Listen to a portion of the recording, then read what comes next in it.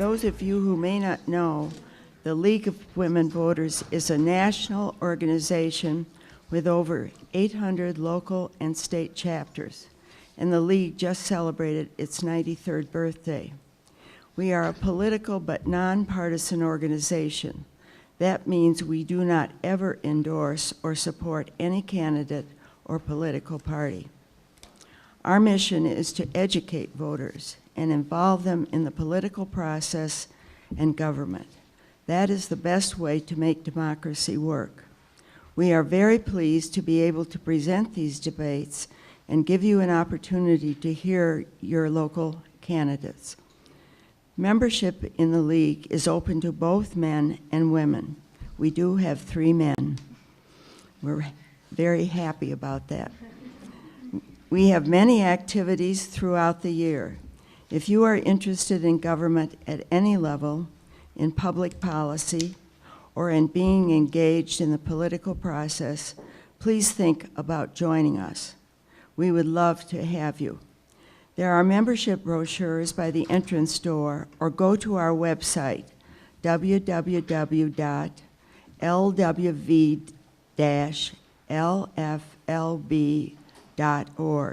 to get more information. Also, if you would like to support the League's work by making a donation to help offset the costs of these forums, there is a donation jar or a remittance envelope outside. I would like to thank our co-sponsoring organization, the American Association of University Women, and the Lake Forest Library for providing this space. The program is being video recorded by our friends at Lake Forest TV and will be shown on channel 17 or 19 and on our website and on YouTube. We thank you all for coming.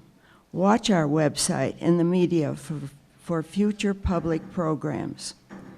Now, let me introduce our moderator, Paula Lawson.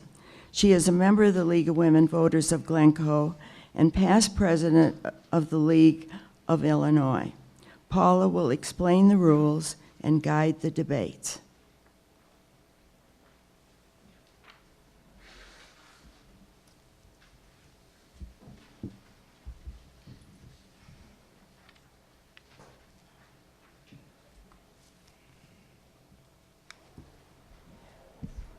Okay, just want to thank you, Jane, for that introduction.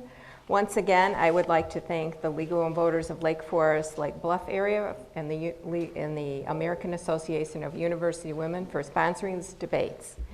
At this time, please turn off all cell phones. Please hold all applause until the candidates have given closing statements. Campaign material such as hats, buttons, t-shirts, signs, etc. are not permitted in the room. The decisions by the moderator are final. The debates are being taped by the Lake Forest TV and will be rebroadcast on local public access television and YouTube. They can also be viewed on the League of Women Voters of Lake Forest, Lake Bluff website. Unauthorized videos are not allowed. Each candidate signed an agreement that forbids the editing or use of footage for campaign advertising. Each candidate has 1.5 minutes for both opening and closing statements.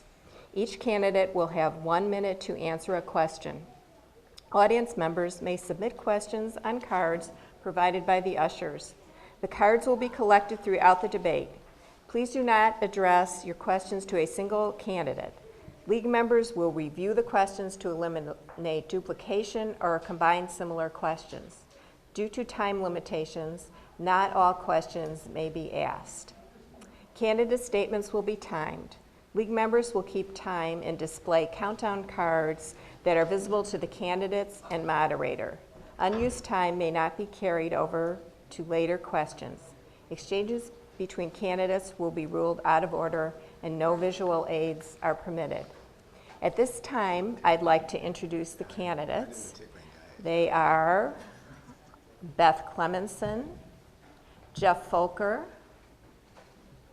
Rob Lemke, Patrick Patt, and Mike Borkowski. Okay, so at this time, we're ready for our opening. Candidates will speak in order. They're listed on the ballot for the opening statements, and they're seated in that order right now. And the order for first response to each question will alternate. Closing statements will be presented in the reversed order of opening statements. So now we're ready for the first opening statement, and that will be given by Ms. Clemenson. Well, good afternoon, everybody, and thank you for coming out on this cold and rainy day. I think it's a real testimony to our community that so many people take the time to listen to the debate and listen to the discussion that we're about to have here today.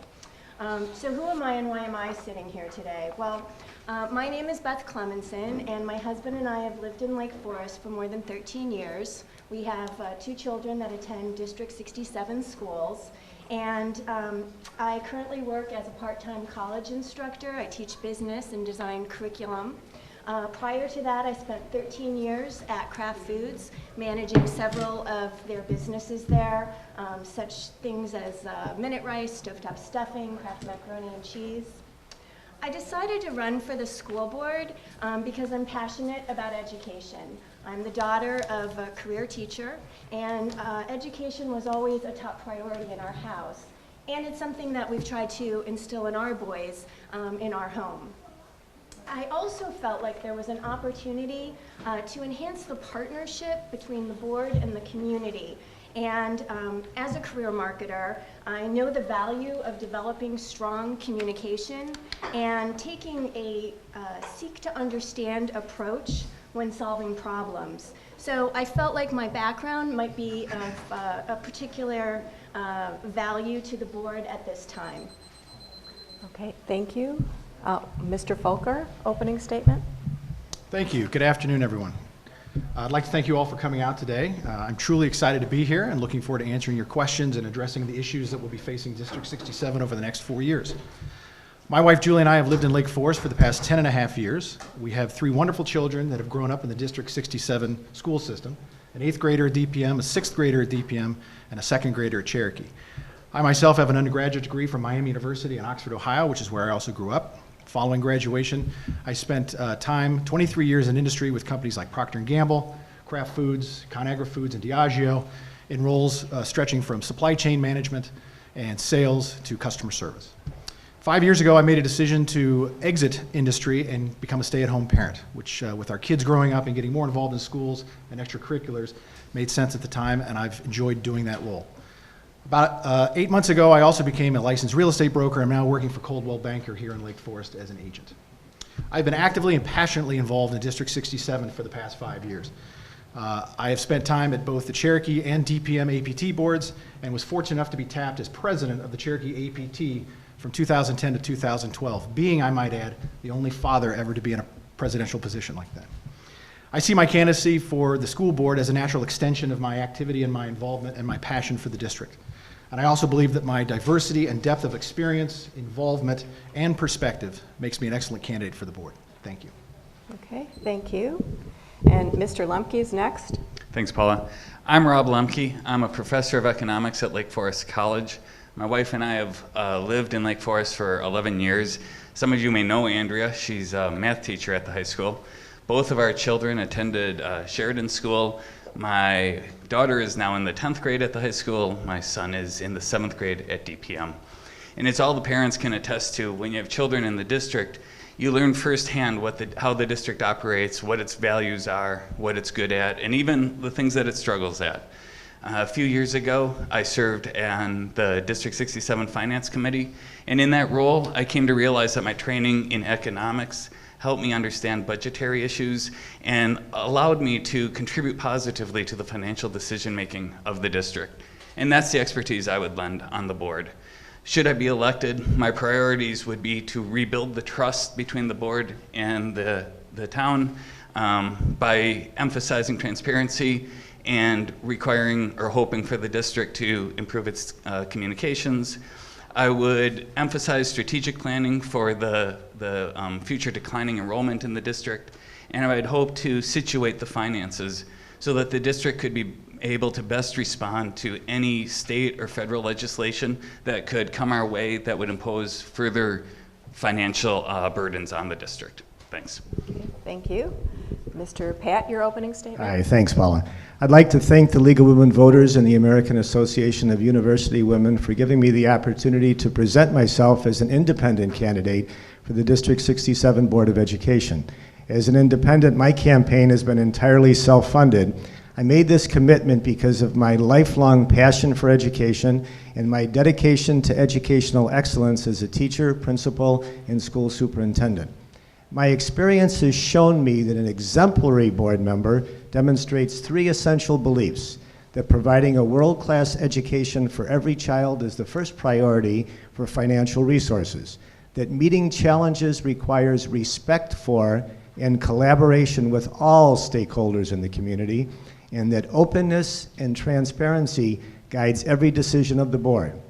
My experience as an educational leader has embodied each of those beliefs and is illustrated by my lifelong commitment to meeting the needs of children with cutting-edge curriculum, by prudently managing the financial resources of 5 different communities, by engaging families and community members in the educational process, and by earning a reputation over a 40-year period in the elementary education business for openness and honesty with parents, community members, unions, and the media.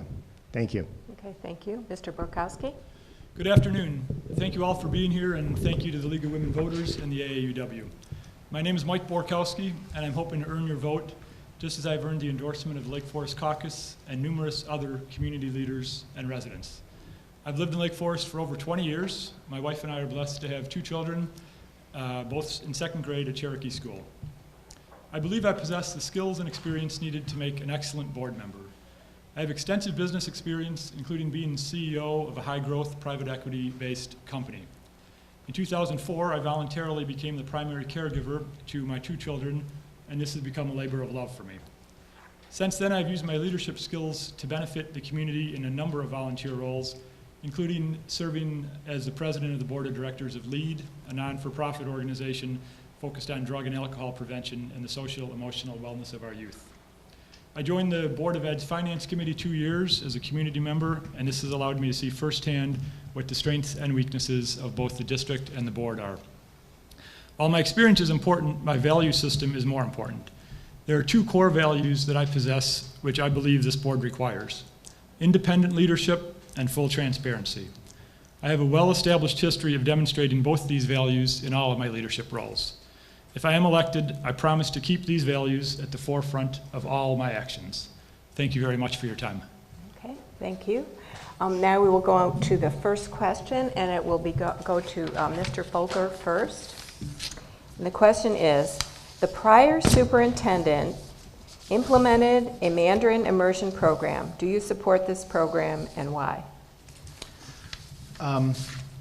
Relative to the Mandarin Immersion Program, that was implemented during my time as president of the Cherokee APT. Relative to the acceptance of the program within the community, I do support it. There are at least 80 to 120 children in the program from kindergarten through 2nd grade. That indicates to me that there is a desire within the community to have such an offering within District 67. As long as the funding is in place to continue that, I support that, and I will support those families who are involved. Relative to the future funding, if it does become an issue that grant money is no longer available, I think we owe it to taxpayers and to other parents in the district to really look at that program and whether it serves the best interest of the community as a whole. But at the time, yes, I do support Mandarin immersion based on the level of acceptance and involvement within the community. Okay. Yeah, Mr. Lemke? I think Jeff was spot on in his answer. If there was no demand for this program, we would seriously want to look at it. But there is apparent demand, and as long as there is external funding and grant funding available, and the program is within our means to run, I think that's fine. Should those things change, we need to ask that. We certainly need to ask whether or not the district itself is spending additional funds, recruiting teachers, paying teachers, publicizing the program in ways that are beneficial to us. But on the surface, it seems to be a success, and we certainly want to support it as long as there's demand and it's financially viable. Okay, thank you. Mr. Pat and the Hard to Mandarin. disagree with any of that. Obviously, if a program is well accepted by the community, you constantly have to reevaluate things like that, especially in light of financial constraints that can take place. Back in the middle 90s, as my school district was growing by leaps and bounds, in fact, we almost tripled our population over the time period when I was there for 18 years. One of the first things I did when we grew large enough was to incorporate foreign language all the way down to first grade. We had first graders all the way up through the line involved in French and Spanish, and this was back in the middle 90s, so that was about 20 years ago. My comment would be that if the program is well accepted and the financial situation allows it to continue taking place without spending district funds that might be better used in other ways, should go ahead with the program. Okay, thank you. Mr. Borkowski? What the Mandarin program stands for, progressive education and a district that is constantly trying to be better, is absolutely the right thing for the district to be standing for. My two children had the opportunity to be in the Mandarin program, and my wife and I decided not to do that. I think the implementation of the program has lacked in a number of areas. I've personally spoken to a number of administrators about that, and some of those steps are being taken. Issues do exist with the program, some real, some perceived, but issues do exist involving resource allocation, staffing, financing, and other issues. The community at Cherokee is becoming more and more split, and I think that is a fact. I believe more communication is needed with parents and the administration. I've actually had a conversation 2 weeks ago with the superintendent on this topic, and I'm encouraging him to hold a town hall meeting for all parents, both in and out of the program, to talk about their issues, to get them out on the table, and let the board, let the administration start to deal with them. Thank you. Okay, thank you. And Ms. Clemenson? Well, when the Mandarin program was first presented to the community and to parents, it was presented as a budget-neutral program. And I think as long as we hold to that criteria, as some of the other candidates have said, then it's a positive thing for the community. We need to look at opportunities to think out of the box, to offer something that is a cutting-edge opportunity for our kids. I can tell you, as somebody who has their house on the market right now for a move within Lake Forest, we have a lot of people specifically looking at our house, moving from surrounding North Shore communities because they are interested specifically in the Mandarin immersion program. So if it's a budget-neutral opportunity, I think it's great for taxpayers. Okay, thank you. This next question will go to Mr. Lemke first, and it is, what is the proper relationship between school administration and the Board of Education? Regarding the current board, what practices would you continue and which would you reconsider? The administration needs to understand that they're employed by the board, first and foremost. Secondly, the board needs to understand that they've employed them and to let them do their job. So the board needs to have serious oversight of everyone it employs, especially the top leadership. But the board needs to convey to that leadership what their goals are, what their principles are, and what their expectations are, and then assess, measure, evaluate as they see fit. I think there isn't anything fundamentally wrong in terms of the practices we need to change or fix. I think it's just how the two sides see each other. And if I were on the board, I would definitely take what I would consider an oversight role and expect the administration to be forthright and report to us. Okay, thank you. Mr. Pat? Thank you. I can view this one from both sides of the coin. I was a school administrator for 30 years in two communities very similar to Lake Forest. 8 years as a principal in Northbrook and 18 years as the superintendent of a district just north of here in Green Oaks, Oak Grove District 68. I also was on a school board when my children were younger. I'm a very old person. When my children were younger, I was a board member for 4 years and the board president for 2. Boards of education are policy-making groups, and there needs to be a very open and honest relationship between boards and administration. I never had any difficulty with that, but I know some of my colleagues over time have had that type of problem. I agree that there needs to be a very close oversight, and unfortunately, some of the issues that have come up in the last couple of years have told me that maybe that oversight wasn't quite there. But since I can view it from both sides of the coin, I have a little bit of an inside look at how this can best be handled. Thank you. Okay, Mr. Borkowski, on the relationship between school administration and Board of Education. The role of the board, I think it's a great question. Thank you for asking it. The board's role is not to micromanage the day-to-day operations of the district. We pay a superintendent $250,000 a year to do that. But the role is more than simply to set policy. Yes, the board needs to set policy. It needs to create the strategic vision and the associated goals that the district will be following. The board also, I believe, sets the culture for the district. I'd like it to be a culture of excellent education, of social emotional wellness, of positive versus negativity. And the board starts that, and then it follows through from the superintendent to the staff. The board defines the philosophy in contract negotiations, fund balance policy. What philosophically, where do we want to be relative to our peer group? The board needs to model full transparency. Again, that flows down from the board to the superintendent through the administration. And most importantly, the board needs to demand accountability. It needs to demand accountability from itself, each individual member, starting with myself and my fellow board members, hopefully, as well as the administration. Thank you. Okay, Ms. Clemson?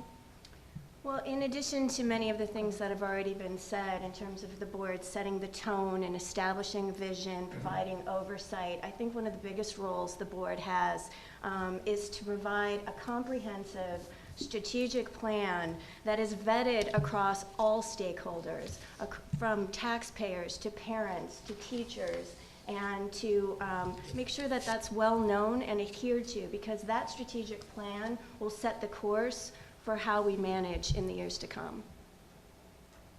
Okay. And Mr. Folker? Thank you. When I told my father I was running for school board, he had been a school board member in our hometown in Ohio. He said, your most important job is to hire a good superintendent and get the hell out of the way. And I do agree with that to a certain extent. However, in today's environment, I agree with what Mr. Lemke said, as well as what Mr. Borkowski said, relative to it is the board's job to set the culture and make it clear that the board, as representatives and trustees of the constituents, have the ownership for the direction of the district. We need to build trust. We need to build transparency.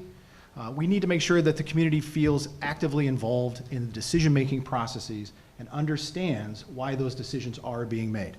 Those are all opportunities for improvement, I believe, as we move forward. But we have wonderful schools. We have a very good administration in place, but there are opportunities for improvement, and to build upon that, I look forward to doing so. Okay. Thank you. The next question will go to Mr. Pat first. And I have two questions that are about administrators in the district. The first one says, none of the 5 principals in our district has been in their position for more than 5 years. Is our principal turnover an issue? What would you do to better support our principals? And the next one asks about how would you like to see the board handle replacements of these key personnel with administrators leaving? So I guess, yeah, it is how, you know. I get two questions. That's nice. You know, I'm the lead. Do I get an extra time for this or what? You know, I've worked with a lot of people. I'm an adjunct professor now at Concordia, and I've had over 500 people in their Type 75 program, which is the one training teachers to become administrators. Many of those people are practicing administrators in the area. That is a problem. You know, you need continuity, and a turnover, especially with a turnover that you just described, presents a potential and a difficult problem, and it may speak to a culture. I don't know. What I can say to you is I've never had any difficulty in keeping people around. My turnover where I was up in Green Oaks was so minimal. We only lost people if they were leaving to have a child or their husband or wife was getting a job out of state. And I have a long history of keeping people around because I believe that if you have an open, a transparent, a communicative environment, this is the type of district that principals should want to stay in until they retire. And I really believe that would be the case. Thank you. Okay, thank you. Thanks. All right, Mr. Borkowski? Sure, thank you. I think principal turnover is primarily an issue at 2 of the schools in the district. I think Cherokee and Deer Path. I don't think it's necessarily district-wide, but I think the answer to the question is setting a culture where people want to come. Lake Forest is a destination community for many people moving into the community. It also should be a destination community for teachers, staff, administrators, principal, across the board. How do you make that happen? It goes back to the culture that I just said the board needs to set. Part of it's salaries. We need to be competitive with our salaries, but part of it is implementing best practices, having appropriate continuing education, developmental opportunities for the people to be able to advance so they want to stay here. The second part of the question involved the search process. I believe the search process that was done both for the superintendent and to fill the Cherokee principal role recently was the right process, involving first defining the characteristics we were looking for, and second, involving all of the stakeholders, teachers, staff, administrators, and parents. Thank you. Okay, thank you. Ms. Clemenson?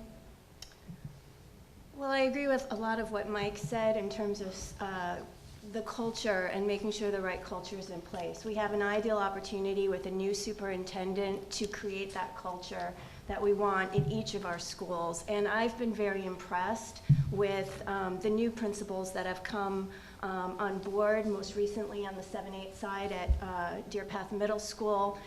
He has an approach that principals need to be in the classroom. They need to see what's going on. They need to be looking at how our teachers are teaching and sharing best practices from classroom to classroom, from school to school. And I think that's going to create a more positive culture moving forward and make our principals want to stay at District 67. It's going to be a place where they can grow and learn and develop.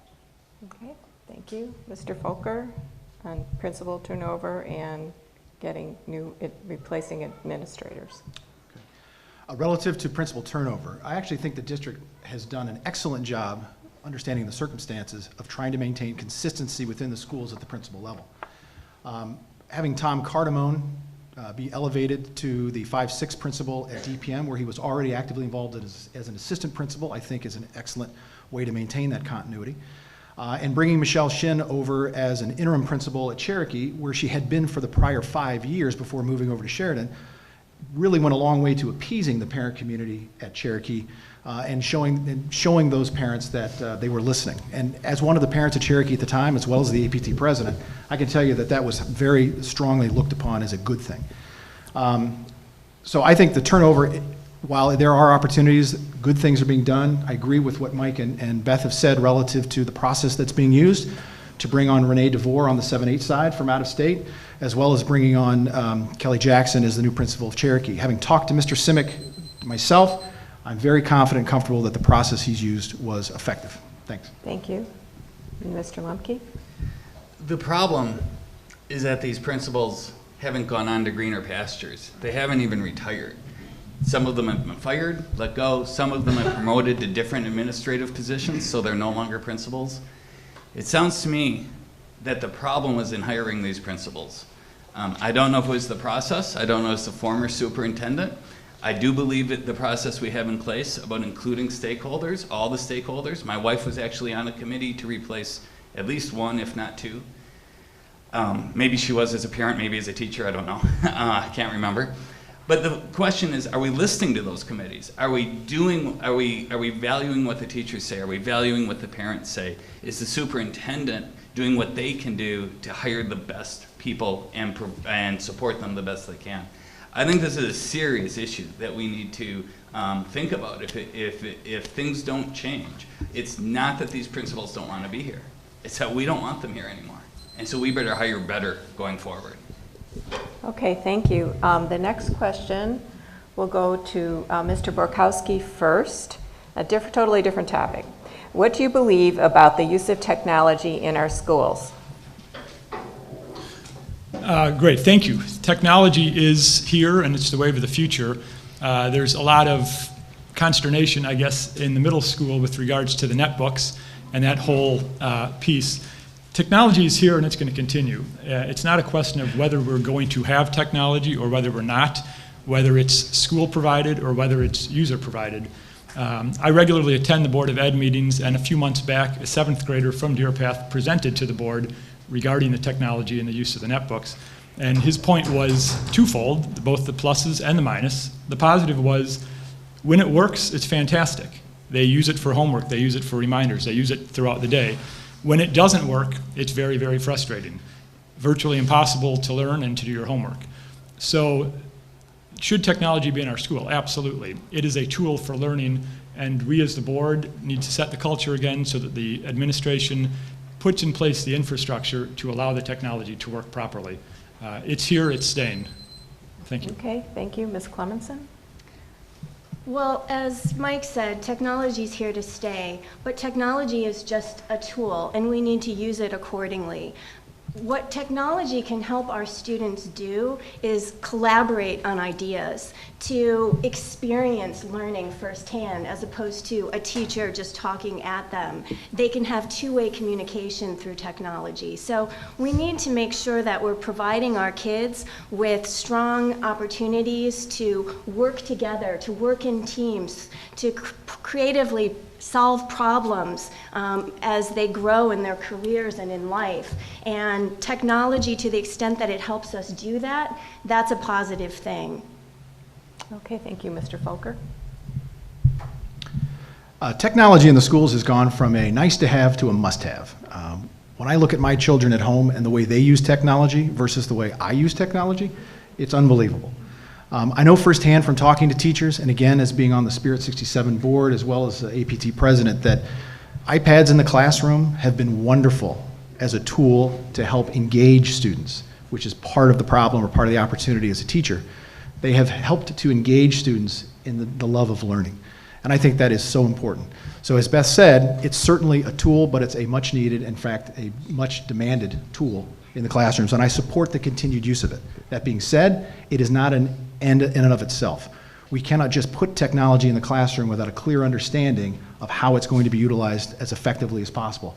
It's a waste of time, it's a waste of teacher resources, and it's a waste of our money. So I support technology. I look to grow technology as technology grows with my kids and in the society, but we can't become solely reliant on just having it in the classroom.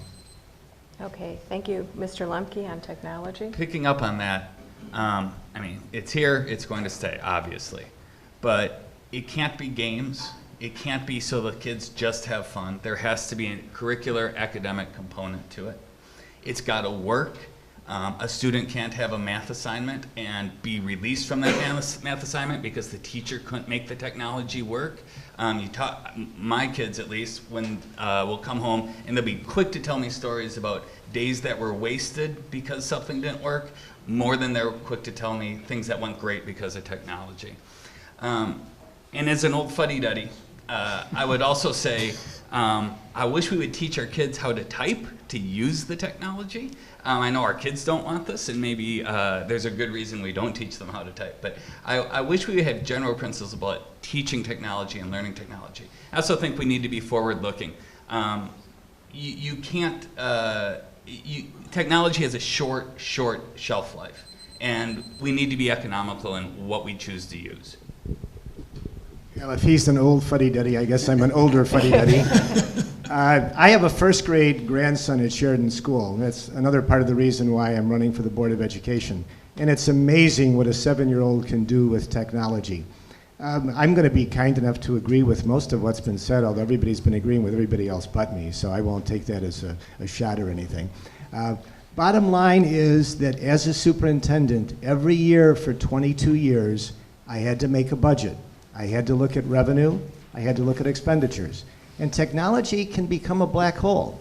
And if good decisions aren't made, if things aren't used properly, if there aren't some very good input from some very knowledgeable people, you can make some big mistakes that'll be very costly. And so I would say that it's a great thing, it's here. My first grade grandson shows me all the time, and I grow by leaps and bounds as an old fuddy-duddy. But there is a financial constraint on something like this, and that's something that needs to be factored into the equation. Thank you. Okay, thank you. This next question goes first to Ms. Clemenson, and it is, District 67 and 115 have a long-standing shared services contract. What are the costs and benefits of the shared services arrangement? Well, certainly the way shared services was designed was to save taxpayer money and look for synergy, and I think as a principle, that's an excellent thing. One of the concerns I have with the shared services agreement is one of oversight. What's wound up happening is there's sort of a super board that's been created. There's a couple members of each of the respective school boards that make most of the financial decisions. And as we all know, who controls the purse strings controls everything. So what I'd love to see is that control go back to the full boards. I think we all are in favor of saving taxpayer money, but we need to do it smartly and with the proper oversight in place to make sure that everybody's interests are being served best. Okay, thank you, Mr. Folker. Philosophically, I support the shared services arrangement. I thought it was forward-thinking at the time that it was announced and put in place, and relative to what I see throughout the state of Illinois, I still think that. There are quite a few things at the administrative level that do make sense to be in a shared services arrangement. So philosophically, I do support it.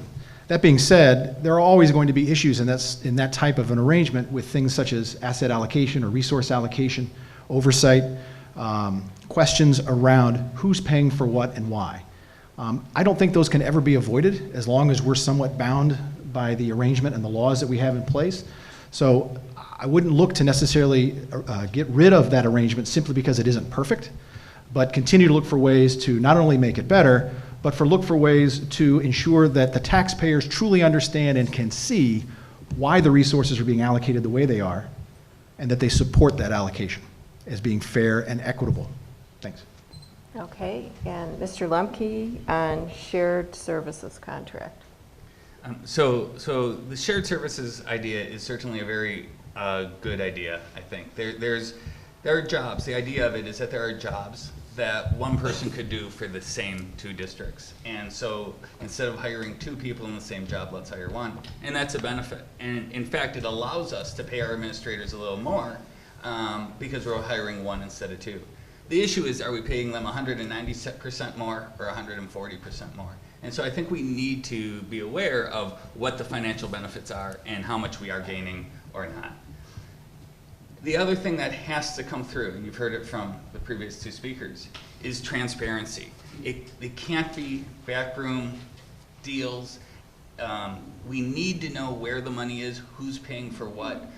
We need to make sure that the districts are making their own choices. The shared services is providing us information, providing us professional services.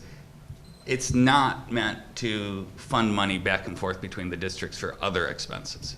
Okay, Mr. Lemke, Mr. Pat, sorry. I've lost my identity already. Yeah. Shared services on the surface is a great concept. There's a continuity, there's a certain articulation that would be better served between the elementary and the high school district. When I retired, my school system was about half the population of District 67 in Lake Forest. We had about a third to a fourth of the administrative staff. So some of the shared services that took place really was kind of bringing down the number of administrators that were actually in the school system. And so when I see a big savings, I go, okay, yeah, maybe from the previous year there was a cost savings, but the bottom line to me was that it was really bringing it more in line with how much administration should be taking place at each of those levels. And again, I would reiterate, I've been at board meetings where I've heard conversations about who pays what and who's in control. And those are the types of things that are hurdles that can take a system that's seemingly going to work on the surface and have a lot of attendant problems. Thank you. Okay, and Mr. Borkowski. I generally agree with what all four candidates said, including you. You got it. I do think shared services philosophically is a very good thing. I think it is the wave of the future. I think Governor Quinn as he looks at reducing districts, is strongly considering modeling what Lake Forest has done. There is a lot of benefit to it.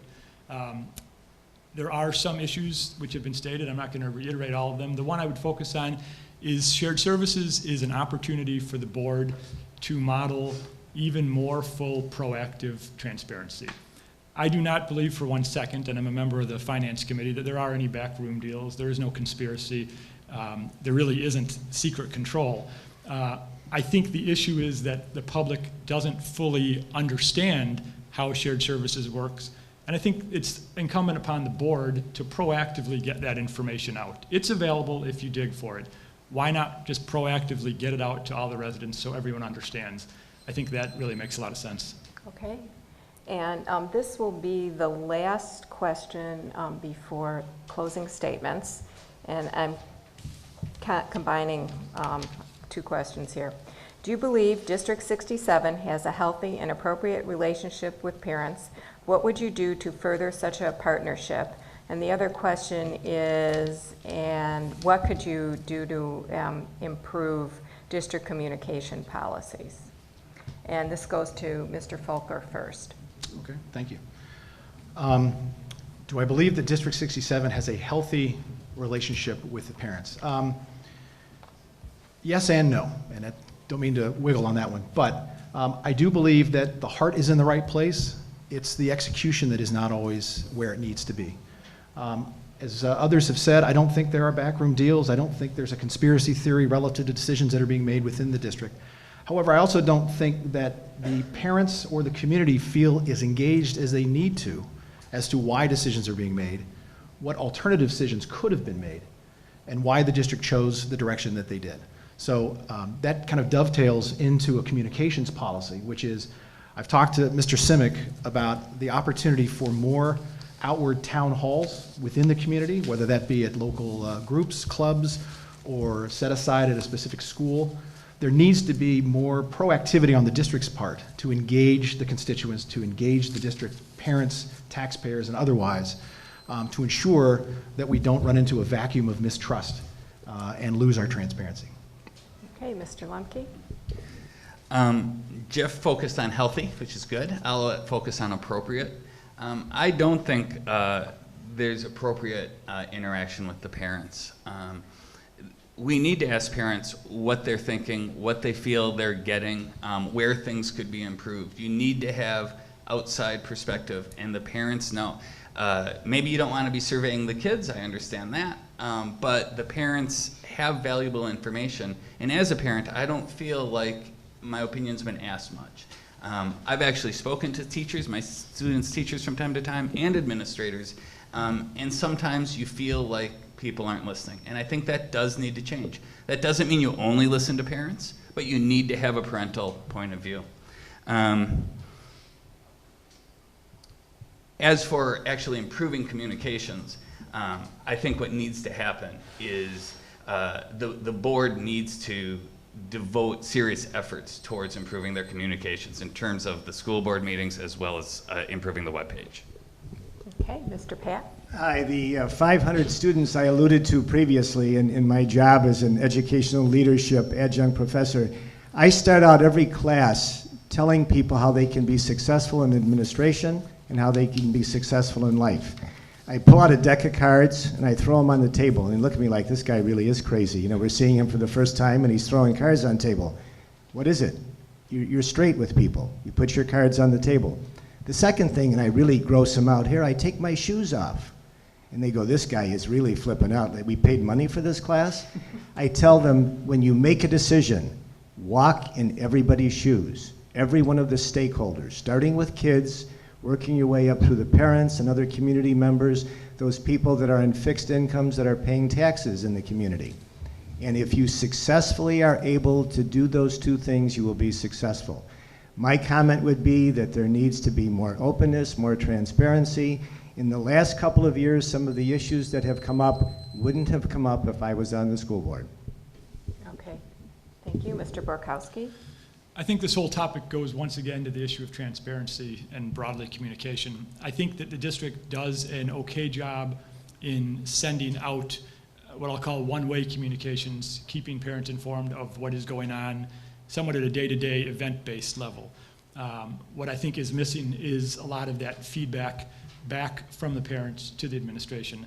I believe that the district should hold town hall meetings at least once a year, perhaps twice a year, where parents can simply tell the administration anything and everything they're thinking. I think the website certainly needs to be updated. I think as it relates to board meetings, what does transparency mean? It doesn't mean not hiding things. It means telling everyone everything. I've talked to some of the colleagues about moving to a Supreme Court model where when a decision is made, a dissenting opinion can be given, not in a negative way, but rather to let the parents and the community and the taxpayers know that other alternatives were considered. It is not necessarily always unanimous, and we tried to make the best choice for the district. Thank you. Thank you. Ms. Clemenson?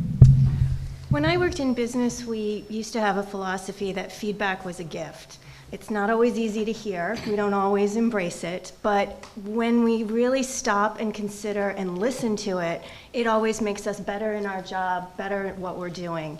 And I'm not sure that's a philosophy that's always permeated the district. I agree with a lot of what's been said in terms of there's been a lot of good one-way communication. I'm not sure there's been very good two-way communication. I'd like to see a lot more listening going on, a lot more opportunities to open the dialogue more broadly with the broader community, taking that feedback in, responding to it. When a decision's made, it often feels like it's being handed down. And I think opening the discussion, making more people part of the process, making more people feel like they're being heard, will only create better outcomes in the end. Okay, thank you. Now we go to closing statements, and we start. Don't start with me now. No. And we start with Mike Borkowski. Thank you. I believe that the Board of Education requires a strong, independent leader with integrity and a demonstrated history of fostering open communication. I intend to be such a leader on your behalf, working to gather the facts and the opinions required to make informed decisions for our community and for our children. I'm proud of being endorsed by the Lake Forest Caucus as they utilized an extensive and comprehensive vetting process. I'm equally proud of the endorsements I've received from numerous other community leaders and residents, many of whom have no ties whatsoever with the caucus. I believe these varied endorsements speak to my qualifications, my connectedness in the community, and my strong, independent nature. I encourage each of you to continue to learn more about each of the 5 candidates. On the table outside this room, you can find a card listing 5 priorities that I have for this Board of Education, I believe that need to be focused on. You can also learn more about me at my website, which is www.voteborkowski.com. When you vote on April 9th, you'll find 5 names listed as candidates for this role, and you'll have 4 votes to cast. Through a random lottery, my name will be listed last on that list. I ask you to go to the bottom of that list and use your first vote for me. I've been told that my name is hard to say and harder to remember, so I'll try to help you. My name is Mike Borkowski, and I'd be honored to serve as a member of the District 67 Board of Education. Thank you each for your support.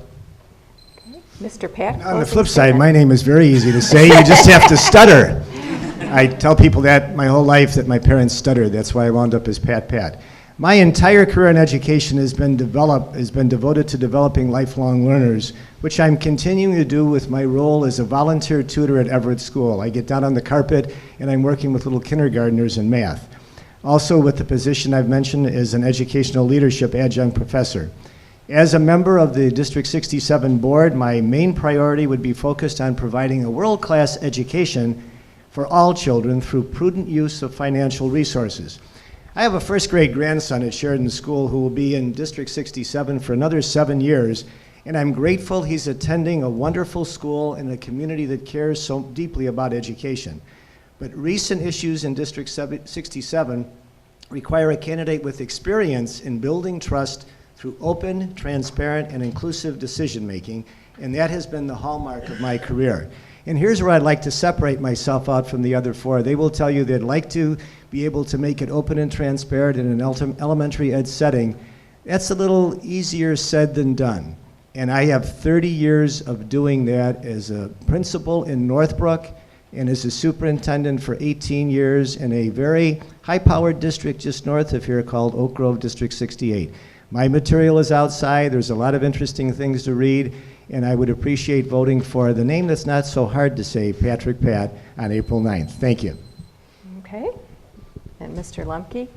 Thanks, Paula, for moderating the session, and thanks to the League of Women Voters, and thanks to all of you for being here today. As a member of the school board, I will lend perspective as a parent, an educator, and taxpayer. We need to be mindful of our resources and use them efficiently. We need to demand excellence of our administrators, teachers, and staff. And we need a curriculum that serves all students and provides them with opportunities to succeed. To do this, the district needs to set clear goals and communicate with and listen to all involved parties, including parents as well as taxpayers. Our academic goals and measures of success should reflect our values and our commitment to our children and their future. They should not be determined by Springfield, nor should they sink to the state minimum standards. As a member of the school board, I will be forward-thinking, I will listen to the community and make the board's work as transparent as possible. I will ask tough questions and demand clear, honest answers. In short, I will do my best to provide our students with a 21st century world-class education in an affordable and economically responsible way. Thank you. Okay, and last, no, we're not last. We're Not quite. Not quite. Mr. Folker, closing statement.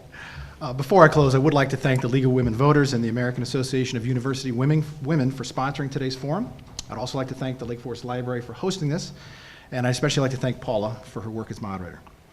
I also want to thank the Lake Forest Caucus for their continued support of my candidacy. I am both honored and flattered that they would choose to endorse me, and I am very appreciative of all the hard work they've done in vetting and assembling an outstanding slate of candidates. I believe this election is about new beginnings and fresh starts. Not only will we be selecting 4 new school board candidates, or members, but we also have new leadership at the superintendent level, new leadership at Deer Path Middle School, and we will soon be welcoming a new principal at Cherokee School, as we discussed. I think this presents us with a unique opportunity to ask questions, to challenge the status quo, think outside the box, and implement new ideas and processes.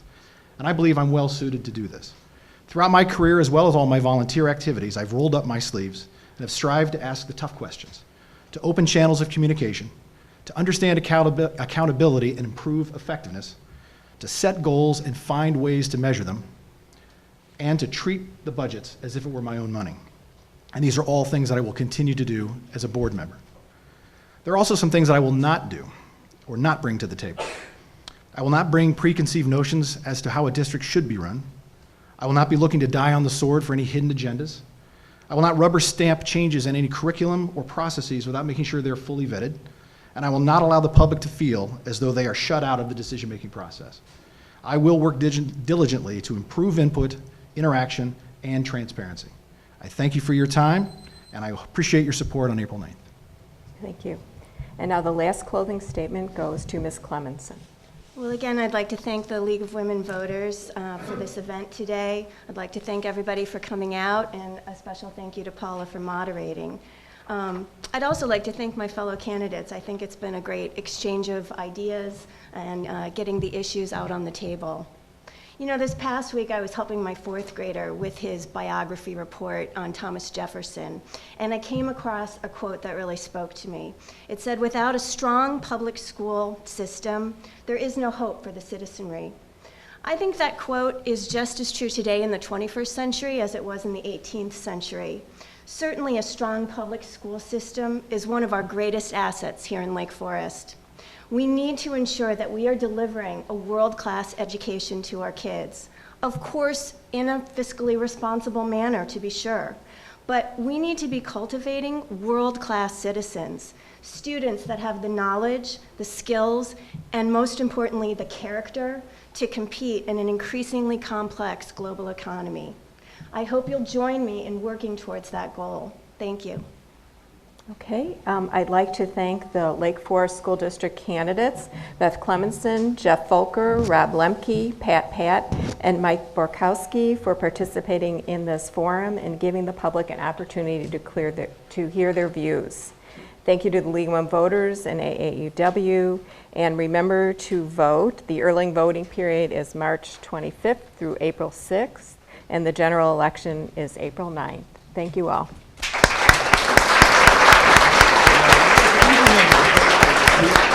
Thank you.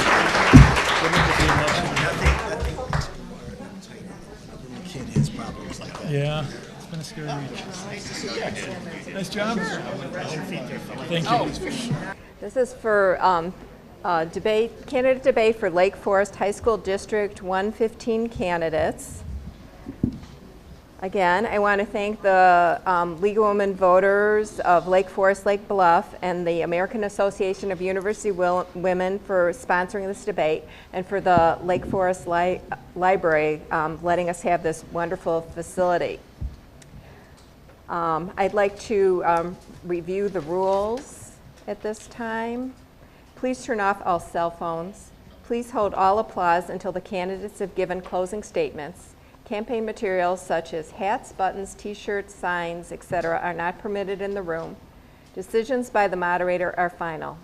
The debates are being taped by Lake Forest TV and will be rebroadcast on local public access television and YouTube. They can be viewed on the League of Women Voters of Lake Forest website. Unauthorized videos are not allowed. Each candidate signed an agreement that forbids the editing or use of footage for campaign advertising. Each candidate has 1.5 minutes for both the opening and closing statements. Each candidate will have 1 minute to answer a question. Audience members may submit questions on cards provided by the ushers. And if you have a question, please raise your hand up so the ushers can collect the cards. Please do not address your question to a single candidate. League members will review the questions to eliminate duplication or combine similar questions. Due to time limitations, not all questions may be asked. Candidate statements will be timed. League members will keep time and display countdown cards visible to candidates and moderator. Unused time may not be carried over to later questions. Exchanges between candidates will be ruled out of order and no visual aids are permitted. At this time, I'd like to introduce the candidates. They are Todd Bergener, Dave Schreiber, John Powers, Steve Ryman, and Ted Moorman. So at this time, I'd like to invite Mr. Bergener to give the opening statement. Thank you, Paula. Hello. My name is Todd Bergener. I've been a resident in this community for 44 years and a taxpayer for more than 21. I'm a product of the Lake Bluff Elementary School and a graduate of Lake Forest High School. My wife, Michelle, and I have 2 young kids who are also both students at the Lake Bluff Middle School. In addition to my own kids, I have 6 nieces and a nephew, all of whom are students in the district. The oldest will graduate from the high school this June and begin an 8-year stretch in which at least one of my family will graduate from the high school. I work for Northwestern Memorial Healthcare in Chicago, where I've been for more than 9 years. And I've got an educational background that includes an MBA with a focus in finance and an economics degree from Illinois State University. As a current member of the high school board, I've had an opportunity to be involved in a number of interesting issues. The most significant, I think, were last fall's negotiations with the teachers and last year's recruiting and hiring of Michael Simic as the new superintendent. Both are among the primary reasons I'm seeking re-election. With a new 4-year contract in place, an opportunity exists to rebuild relations with staff and to repair damage done by the walkout. A new, more balanced rapport with the teachers is desperately needed. At the same time, the new administration will benefit greatly from stability and experience that I bring to the board. Thank you. Okay, next opening, Mr. Schreiber. Thank you. Hello, my name's Dave Schreiber. My wife, my 2 daughters, and I moved back to Lake Forest in '07. I was born and raised here. I earned an undergrad degree from the University of Kansas and my MBA from the University of Colorado with an emphasis in entrepreneurial studies. When I returned, I immediately became involved in the community as a soccer coach and a member of the 3rd Ward Caucus. So let me start by telling you what I would contribute to this board. I work with large universities. Yeah, we were just asking you to speak into the mic. Sure. Sorry. I work with large universities in technology consulting, which means I try to help schools operate more efficiently. One common theme with clients is that they don't always know if they're getting the most out of what they own. In an effort to continuously improve, they risk investing more resources when they already own what they need. The trick is to find more ways to use resources they already own. The finest tuned organizations benefit from regularly examining their processes. Working with universities on process improvement for both administrative and academic needs provides me a unique opportunity perspective on opportunities at District 115. Our high school provides students with the very best educational resources and outcomes. My goal for the board is to identify any opportunities to continue this tradition. Also, we want the very best volunteers for these positions, so a secondary goal for the board's image is to be one that reflects trust and integrity. That way, when my wife sends me to the Jewel, I don't have to go in disguise. Okay, thank you. Mr. Powers? Good afternoon. I'm excited to be here with all of you today, and I think it's a privilege to be one of the caucus-endorsed candidates for District 115. My name is John Powers, and my wife and I have been a resident of Lake Forest for the past 18 years. Our daughter Sydney is a sophomore at Lake Forest High School, and our son Jack is a 7th grader at the School of St. Mary. You know, as I began to prepare my comments for today's session, one thing that really struck me was the mission statement for the school district, which is really inspire a passion to learn, the insight to know oneself, and the courage to make a difference. I believe all those statements really resonate for all of us here today. And not just, I don't think they're just targeted at our students and faculty. I think they're targeted and have direct application to our administration, our board, and our school families. Now, if elected, I realize our task is anything but easy. But I also believe in a common vision, and with that common vision, a lot can be accomplished. Now, if also elected, I understand that expectations are incredibly high. I want all of you to know that with your vote, you would have my 100% commitment to do everything within my power to make a positive difference for our students, our faculty, our administration, our board, and most importantly, the families of Lake Bluff and Lake Forest. Thank you. Okay, thank you. Mr. Reimer, opening statement. Thank you. Good afternoon. My name is Steve Reimer. And please speak into the microphone. Sorry about that. I too wish to thank the League for hosting this event, and thank you, Paula, for being our moderator, and perhaps most importantly, thank you for attending this event. It's great to see this interest, and it's certainly greater than we see at many of the board meetings from a regular basis. By way of background, my wife and I, Deborah Ann, and I moved here to Lake Forest about 12 years ago. We have one son who attended both the elementary and middle schools here in Lake Forest, and is currently a junior at Lake Forest High School. It's been a terrific experience, and we're proud and privileged to be a part of this community and its schools. By way of a little background, I attended a small school in Colorado. I attended Northwestern University, where I received my degree in business, a master's degree in business. For the past 35 years, I've worked in the telecommunications industry, where I've had the opportunity to lead small and innovative industries, as well as had the opportunity to manage large Midwest divisions for such organizations as AT&T and Comcast.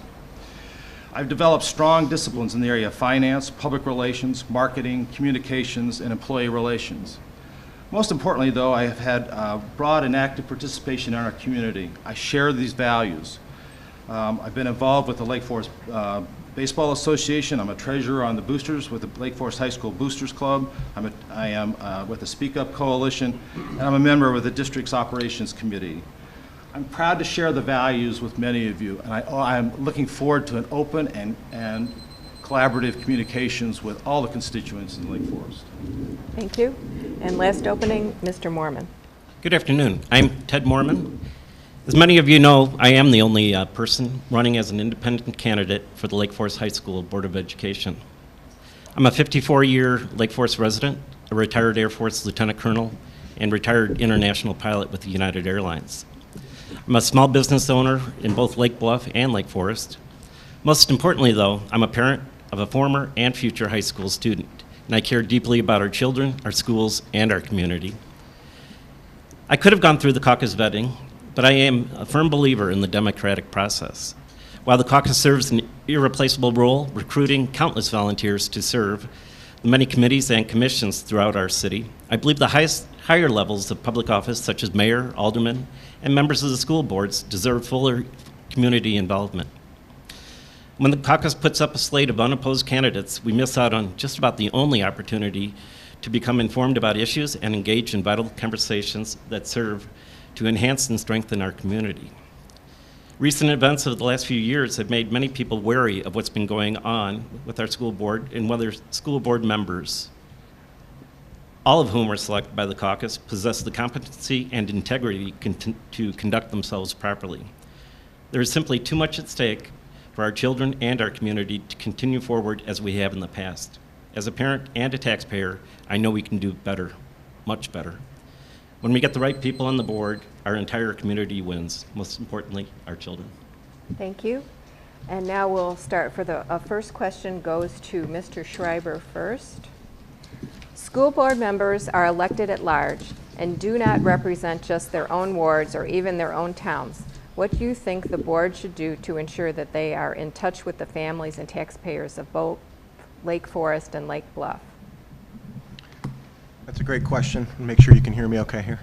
I think that there's a concept in business where there's someone that knows how your business is running better than anyone else at any given moment, and it's the customer, followed closely by the customer service agent that takes their call.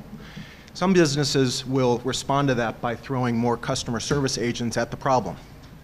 Other businesses will try to capture that data, look upstream into the business, and find out if they can fix the root cause. I think that the opportunity with District 115 would be to codify a feedback mechanism in the form of websites, town hall meetings, or otherwise. We have a professional communications director that we've just recently contracted. I think we need to make sure that person has the right resources at her disposal to capture the feedback mechanism and make sure all the voices from parents, teachers, taxpayers, students are heard, and that we can act on it in an efficient way. Okay, thank you. Mr. Powers? Paul, I think the question was how the ward's involvement, was that right? Did I hear that correctly? What do you think that the board should do to ensure that they are in touch with families and taxpayers in both Lake Forest and Lake Bluff?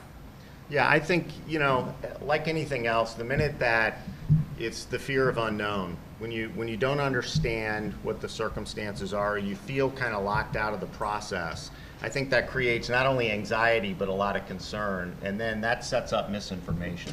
As a parent, I think it's incumbent upon all of us to listen, learn, be educated, and to get involved. It's a huge benefit, I think, for this community. I think the caucus is an example of that. Constantly searching for talented volunteers within the community that have the right expertise, that then can bring the appropriate insight to help us be better, be more transparent, provide the appropriate sunlight so that people understand, and then begin to educate all of us at the same time. There's a big bridging issue with the enormity that is both our school districts, 67 or 115, and it's making sure that we understand what the key issues are and align with those priorities. Okay, thank you. Mr. Reimer? Yeah, it's an interesting question, and I think about it when you attend like board meetings, which I attend just as a citizen. I'm not a board member, I'm not an incumbent, but I see that there's not a lot of attendance at the meetings, at a lot of the board meetings, so that shared communications and dialogue is certainly something that I think that is a big challenge and a need. One of the things I think what we could probably do is have more community forums, more open houses, more structures where we allow both the communication not to come down, but to go up. And I see a lot of good opportunities for the school board and the school to share information with us as community members and as parents. But frankly, I'm looking for more opportunities, and I'm really, this is one of my challenges and one of my goals, is to find more opportunities to let the community have more say in what we do to manage their schools. Okay, thank you. Mr. Mormon, what would you do to ensure that you're in touch with families and taxpayers both in Lake Forest and Lake Bluff? Well, I think the essence is obviously communication is the most important thing. I also attend board meetings as a resident, and it is sometimes sad that there's only a couple of us in the audience. But there's also a reason for that. Much of the meeting is conducted in executive session. Much of it is conducted where even in the audience you really don't know what's going on because you don't have the background packages. The communication is one way. It's top down. And I think that's the way it's been in the past, that the superintendent basically dictates and it just kind of flows downhill. We don't have two-way communication. Really, oftentimes the only way to get information is to file FOIA requests, which is not the way it should be done. We do have a communications director, but that seems to be really just more of a spokesperson for the superintendent. We really do need better communication outlets. I think websites, and I agree with the other members that have spoken about having better websites, et cetera. Okay, thank you. And Mr. Bergener? Thanks. This is a real issue for me, I think, and it boils down to communication. As a member of the board currently, I know from where I sit that the negative media and the blogs and especially some of the anonymous commenting that takes place on those sites is at odds with our reality. But what it tells me is that we need to do more to reach out into the community and draw participation. We've seen situations where that kind of reaching into the community has worked really well. The referendum got tremendous support. During the teachers' strike, the board felt a lot of community support. We know when issues come up that have contentiousness in them, and we need to do better about getting out into the community and explaining what it is we're doing, why we're doing, and draw the feedback and attacks so that we can better balance what our approach is. Okay, the second question, we'll start with Mr. Powers first. What activities, if any, have you undertaken to prepare for your possible role as a school board member, and how much time do you anticipate it will take for you to become a fully informed board member? I think fully informed is relative, right? And a lot of that depends on your perspective as the constituency. So what have I done? I currently have the privilege to work for AbbVie, which was the pharmaceutical spinoff of Abbott Labs. I run their national account group, and I constantly negotiate contracts with customers. And that's important, and I mention that because I view it as my job to find mutual and establish mutual success between both parties. I mean, what we historically see and find is that if it's good for one party and not good for the other, it's just a stay of execution before something ends up going terribly wrong. So in terms of my day-to-day responsibility, working with customers, solving problems, trying to identify unique insight that I think is incredibly important to help change either the landscape or the understanding of what we're up against is critical. And then the financial piece of it too is an enormous amount of work that obviously would require attention. Okay, thank you. Mr. Reimer? Thank you. I'd also echo what John had to say. I don't think I'll ever be fully informed. I think it's an evolving process. I think we're always learning about new things, new opportunities, and frankly getting new feedback from our community about what we need and the values that we want to espouse on our educational institutions. So that's an ongoing process. As a prelude to this, I joined the school board operations committee about 2 years ago as a community member. It was a participate simply to learn about sort of the operating background of District 115 and how we manage the facilities, our costs and infrastructures. So that was my sort of prelude into the board process, and it was a great opportunity to learn to get educated about the administration, how they operate, how they run, as well as other board members. So that was part of my learning process. But frankly, I expect that to be an evolving, ongoing, ever-ending process to learn what we need to do in this community to be a bar none first-class educational institution. Okay, thank you. Mr. Mormon, on what you did to prepare for your role as a school board member. Well, the first thing I've tried to do is attend meetings. You know, I've tried to go to meetings, find out what's going on, finding out what the issues are, and also listening to fellow community members while becoming informed about the issues, communicating it with others, and really participating in feedback loops and hearing both ways, hearing what the board's saying, hearing what fellow residents are saying. And living in the community for 54 years, I do have a pretty deep network. I'm also the community outreach director for the Lake Forest Lake Bluff Lions, and that also allows me to meet members of the community. We also provide scholarships to Lake Forest High School students. So we get to interact not just with other residents, but also with students.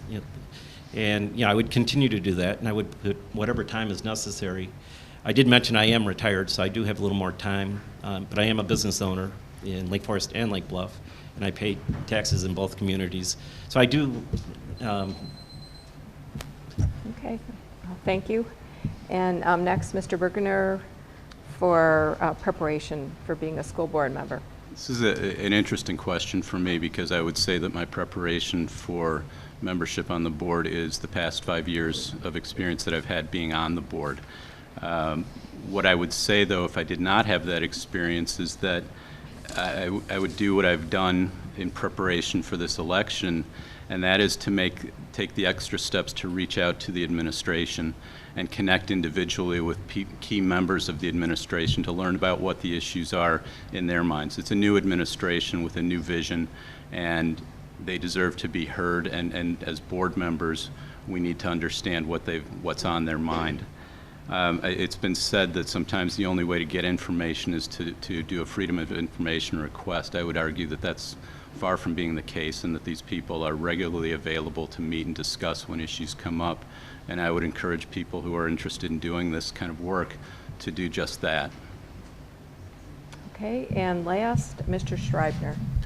So I have 2 kids in District 67, and so when I was asked, based on my technology background and working with higher education, to consider helping out in District 115, I thought, I went to the high school, but that was a while ago. I need to figure some things out. I've attended multiple committee meetings at the education and the finance operations level, multiple board meetings that are open, actually both are open to the public.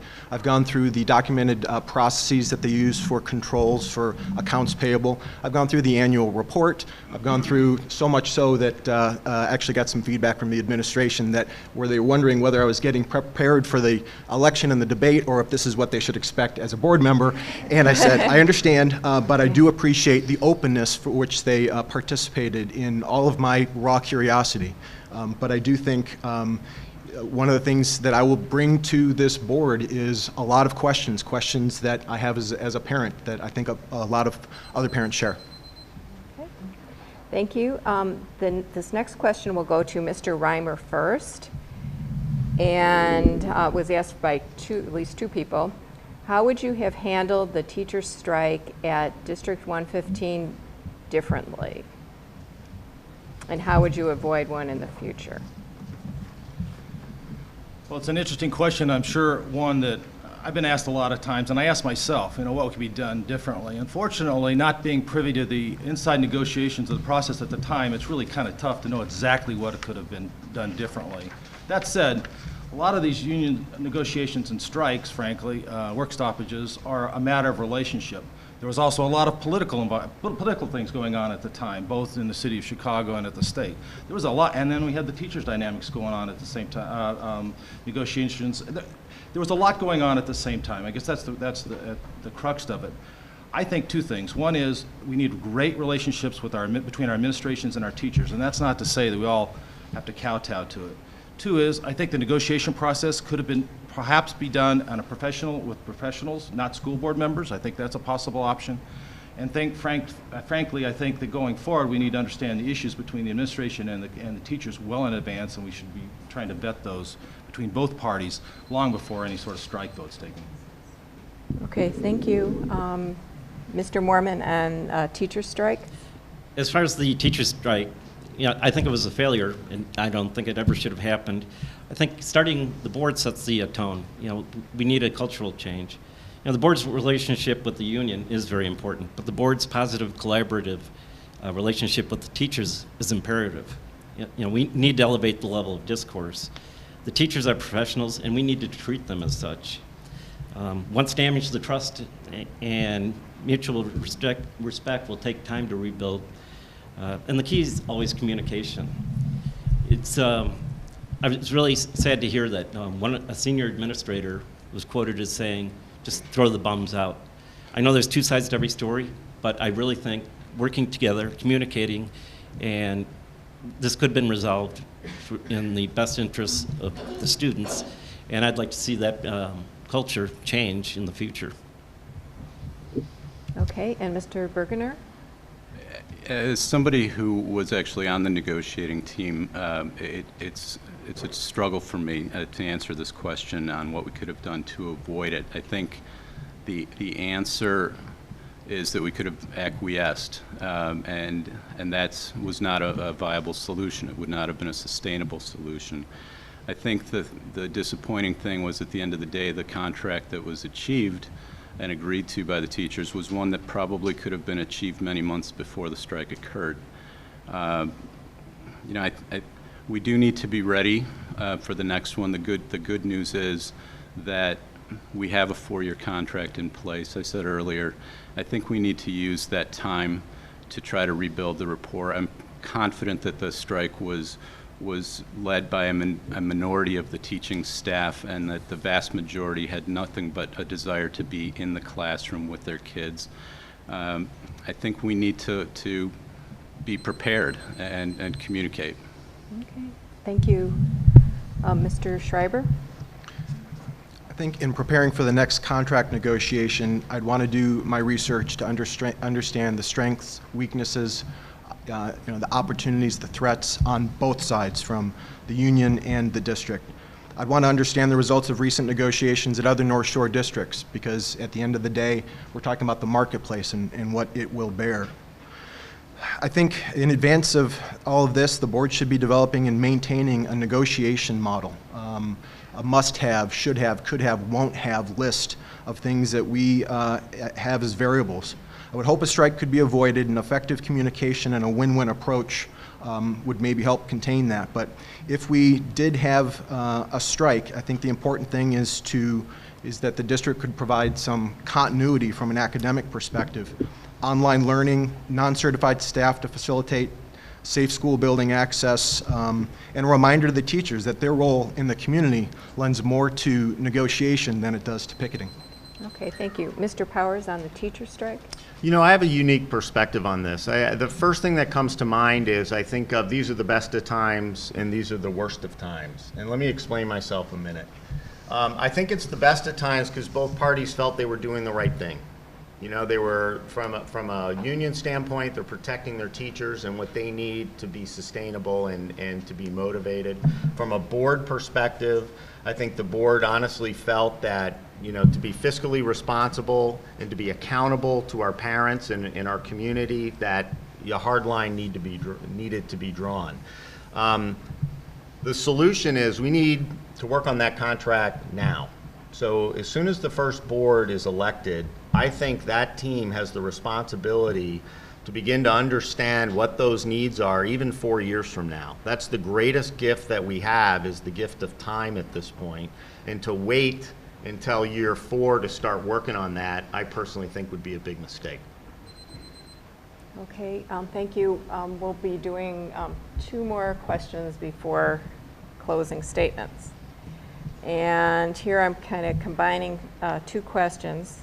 Does the district have a good teacher evaluation system? Are there ways it could be improved? And someone asks, does the district hire teachers who have the minimum of a master's degree? And if not, what would the district plans to be to encourage a master's degree? So does the district have a good teacher evaluation system?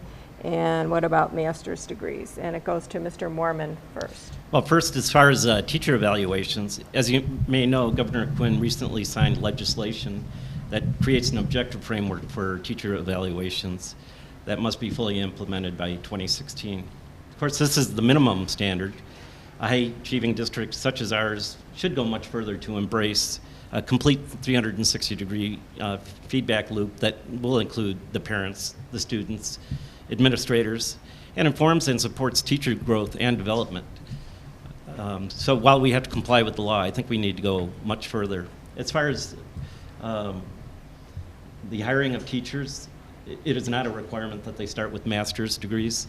Obviously, a bachelor's degree and a teaching certificate. And you may find in young teachers a wonderful teacher that will get, almost all of them will get their master's while they're at Lake Forest High School. But there are some young, motivated, excited young teachers that we would want to lock them out just because they lacked a master's degree. Okay, thank you, Mr. Bergner, on teacher evaluation system and master's degrees. I'm going to be one of those people who straddles it and says yes and no on the teacher I think you're evaluation. too soft. I think the Yeah, you have to speak up. on the assessment side, I would say that historically we probably have not. But as Mr. Mormon said, there is new state prescription for how evaluations are done. They've added tiers of performance to that evaluation process, and there's a great deal of effort going on in the school to educate the teachers on how to perform these evaluations.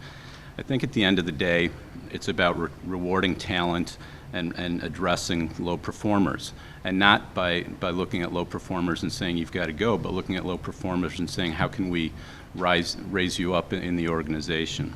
As far as the quality of the staff, it's very highly educated. More than 90%, I believe, have master's degrees, and it's also very senior, more than 15 years of average experience. So with 15 to 20% of the teaching staff probably in the pipeline for retirement over the next few years, there's an opportunity here to bring in some great new people. Okay, thank you, Mr. Schreiber. I can probably make mine pretty short given what's already been mentioned, but I think it's interesting with what the new legislation does provide from 3 tiers to 4 tiers. So we've gone from excellent, satisfactory, and unsatisfactory to excellent, proficient, needs improvement, or unsatisfactory. So we've added a level in here. And any of the teachers that get need improvement or unsatisfactory, they get notified and they're put on a performance improvement plan. I know right now that there's activities to get the evaluators, senior teachers that are marked as excellent, to participate in that evaluation process. And I know that one of the things that in attending one of the committee meetings, the education committee meetings, is that the social studies department is actually implementing feedback from the students, so student surveys.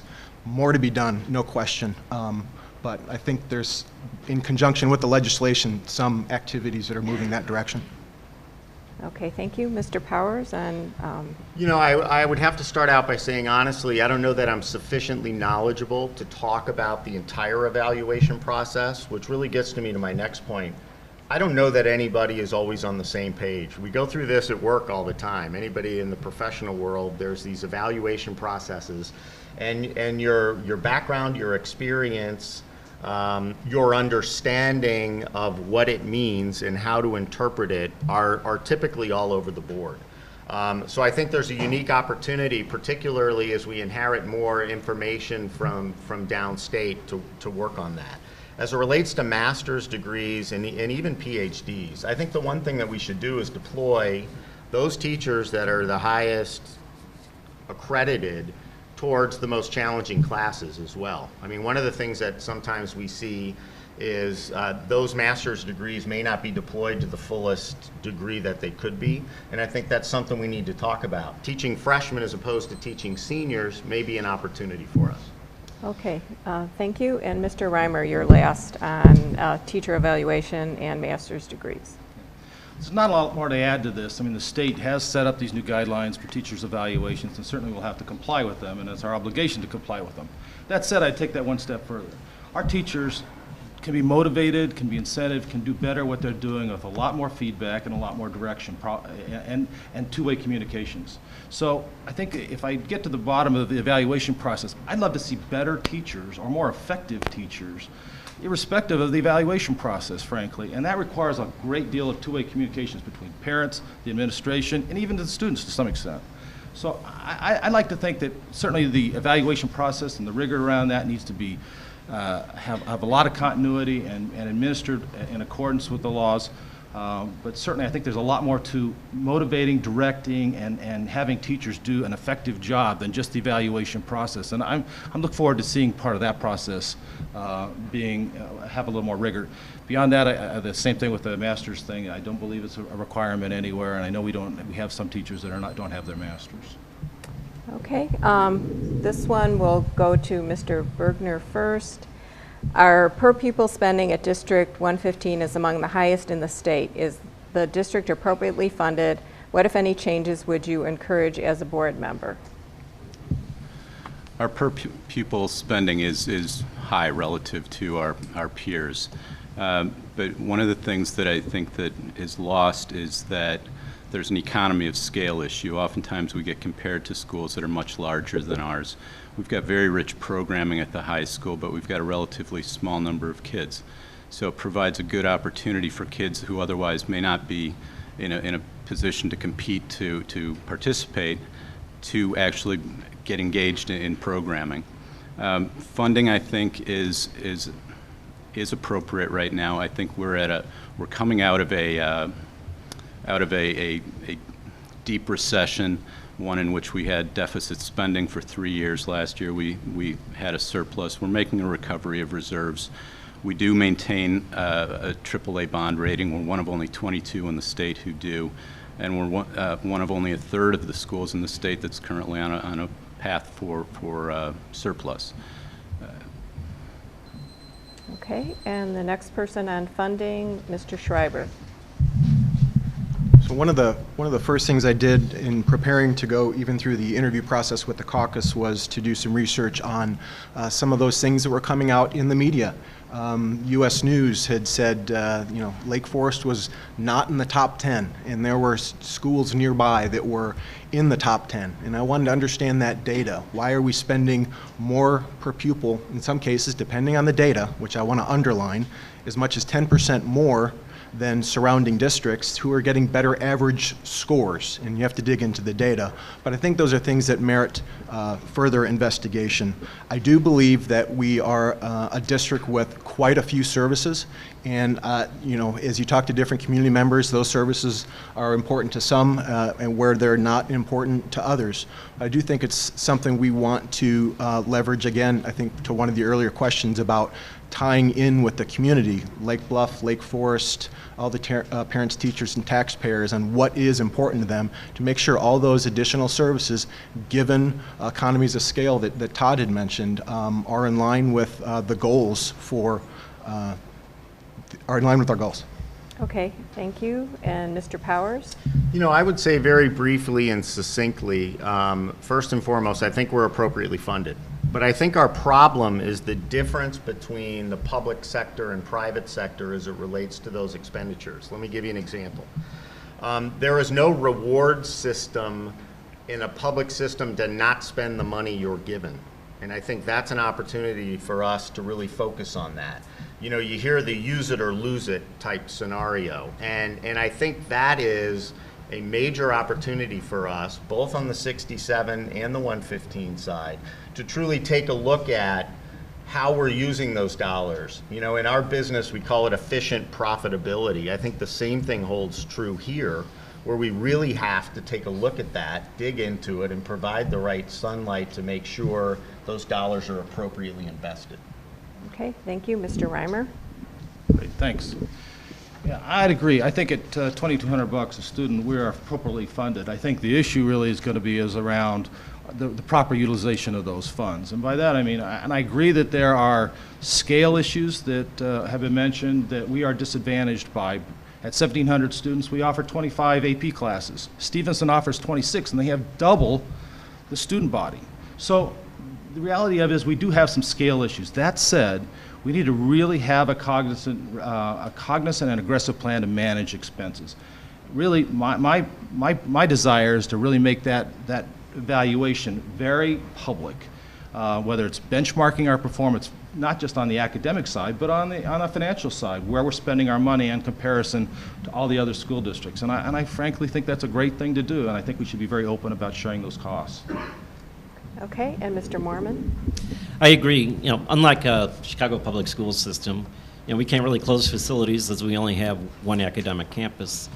But we do have to continually evaluate the worth of programs, and we hope our administrators are doing that and bringing results, such as should we outsource driver's ed. I know they need to study those kind of issues. The board doesn't make those decisions, but the finance officers and the superintendent make those decisions and bring their best judgment to the board. It was $22,000, not $2,200 per student, so. But I think everybody is aware of that. Also, I believe shared services has not lived up to its potential. When you take a system and all you do is take the people at the top, almost double their salary, and in that case, you're almost better just keeping two people in the job. At the same time, that. Okay, thank you. Now we're going to closing statements, and we'll start with Mr. Mormon first, and you have 1.5 minutes. I'm concerned about the we versus they attitude, which permeates the board's tone and manner both publicly and privately in the past.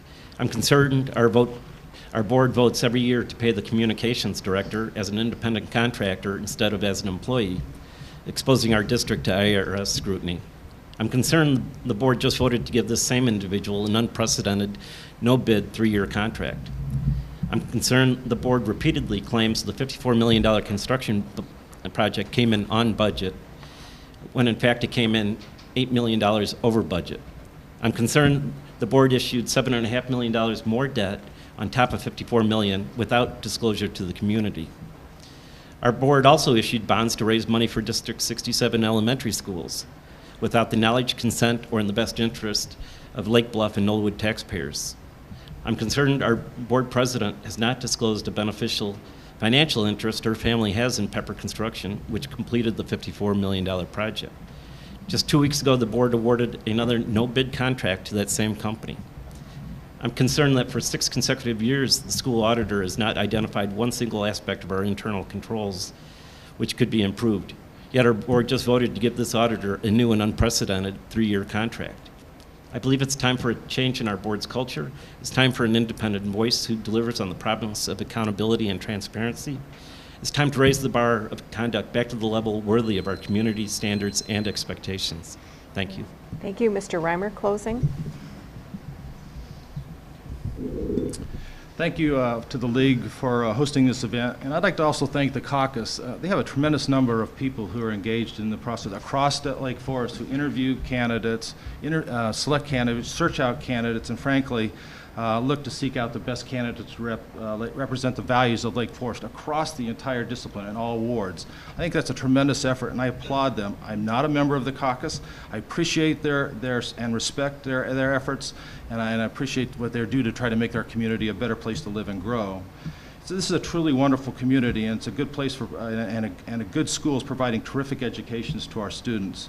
I'm running for this position because I wish to support that continued efforts wish to support that continued effort towards a path of excellence. I have the time, I have the desire, I have the skill and the background, the passion, the commitment, and I can believe I can help fulfill that pursuit. I recognize that we have a lot of challenges.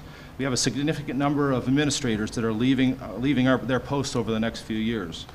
I continue to feel we need an open communication, engaging and being responsive with our community members in a two-way manner. I feel we have to have sustained pursuit of financial review, fiscal rigor, and managed spending that is openly quantified, measured, and shared.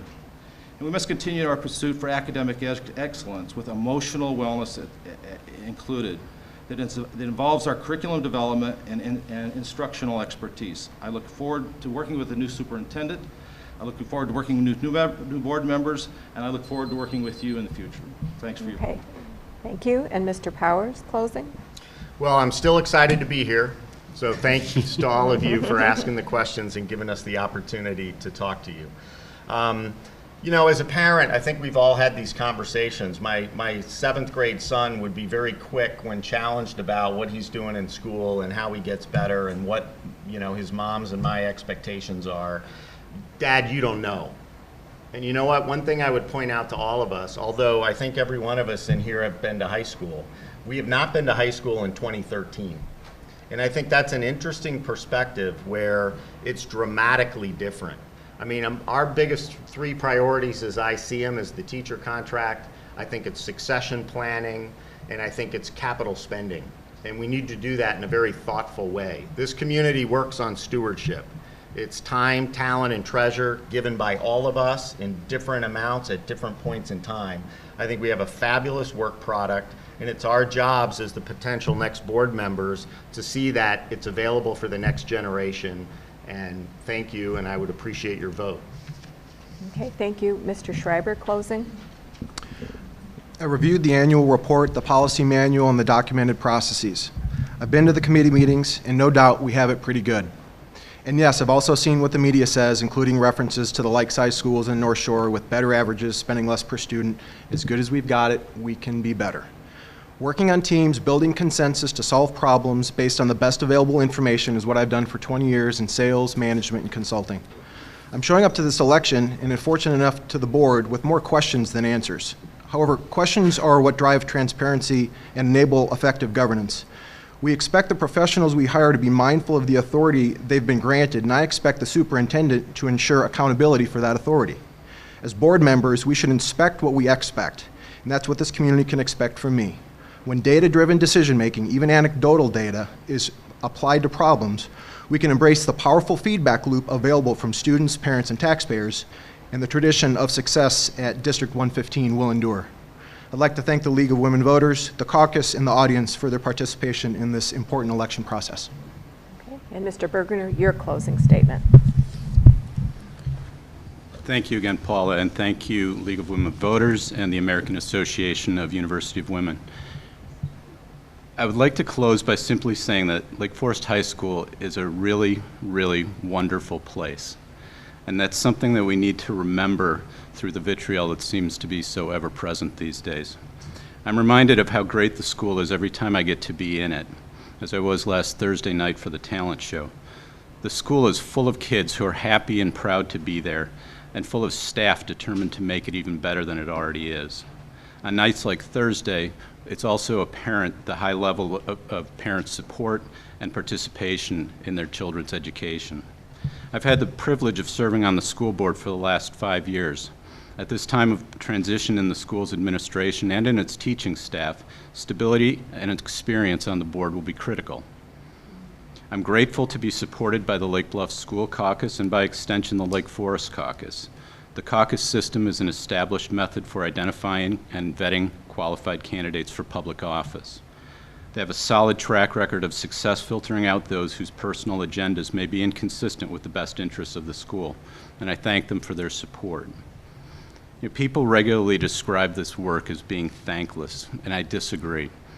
While most of us aren't up here looking for the thanks, and none of the people I currently sit on the board are out there looking for the thanks, it actually is a very gratifying thing to be able to do, to participate in the school in such a meaningful way. And we're thanked a lot, and thank you.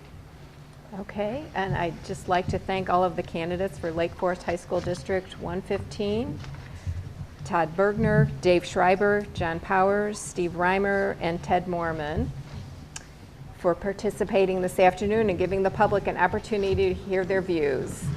Again, remember to vote.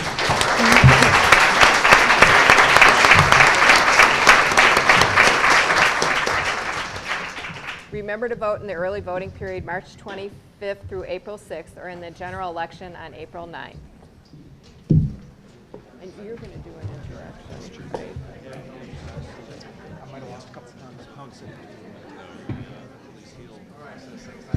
You're welcome.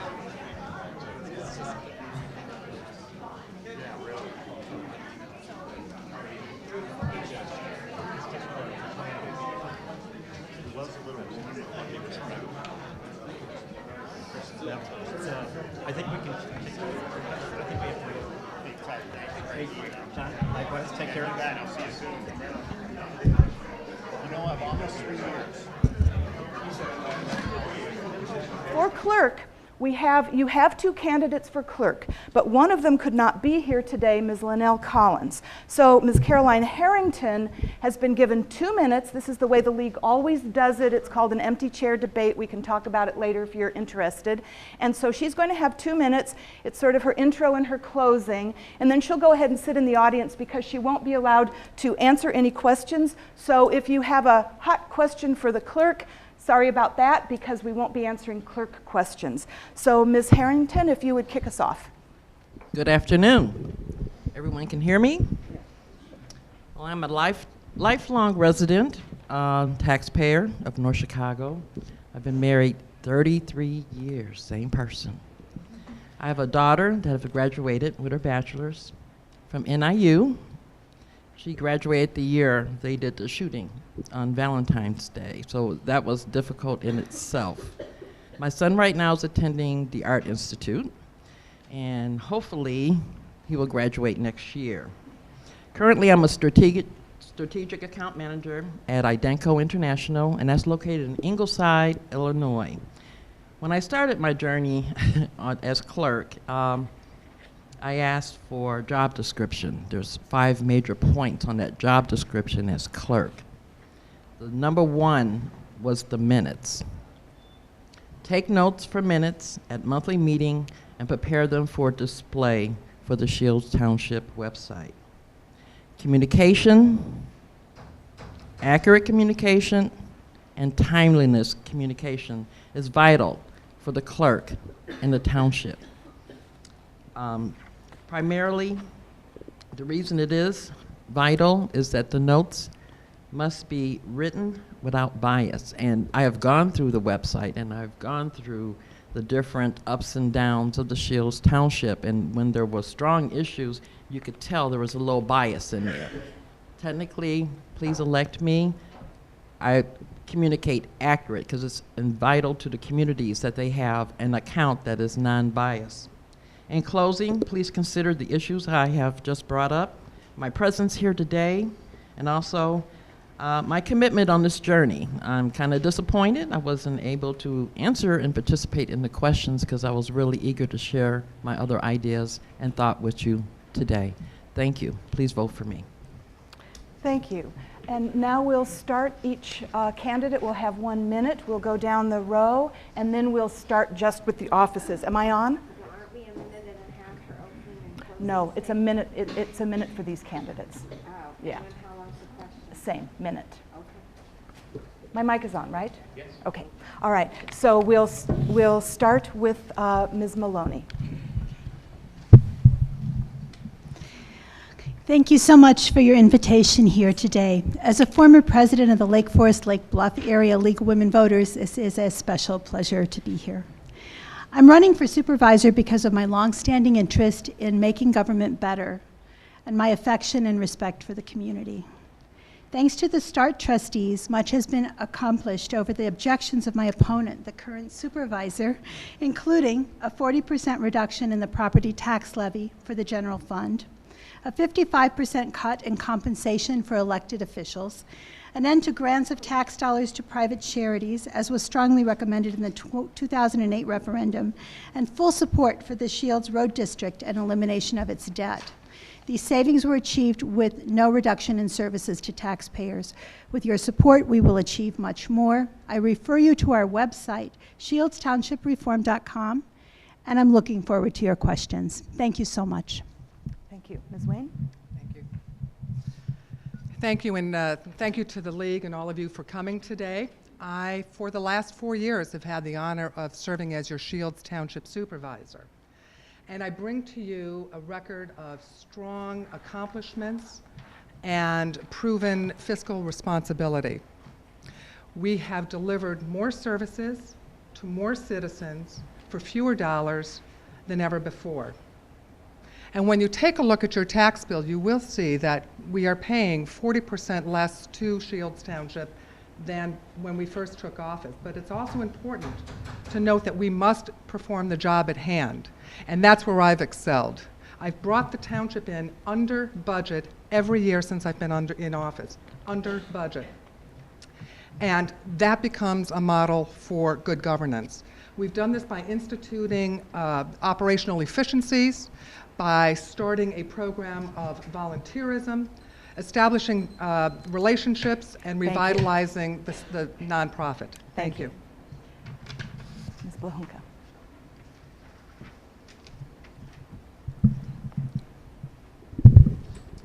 Hello, my name is Kathy Blahunka. I'm a lifelong resident of the community and a candidate for the Shields Township Assessor's Office. I was raised in Lake Bluff, educated at the University of Illinois, and began my professional career at Lake Forest Hospital. I am CIO designated as of 2008 and have maintained my credentials since that time. I believe the Assessor's Office must take an active role to educate the community in the property tax system and the assessment process. They need to provide notice to the taxpayers on the appeal process and the timelines, and they should actively assist taxpayers in questions about their assessments. Technology improvements have come our way in the past few years with the County Supervisor of Assessment, and with that has simplified the property assessment record and the record-keeping process.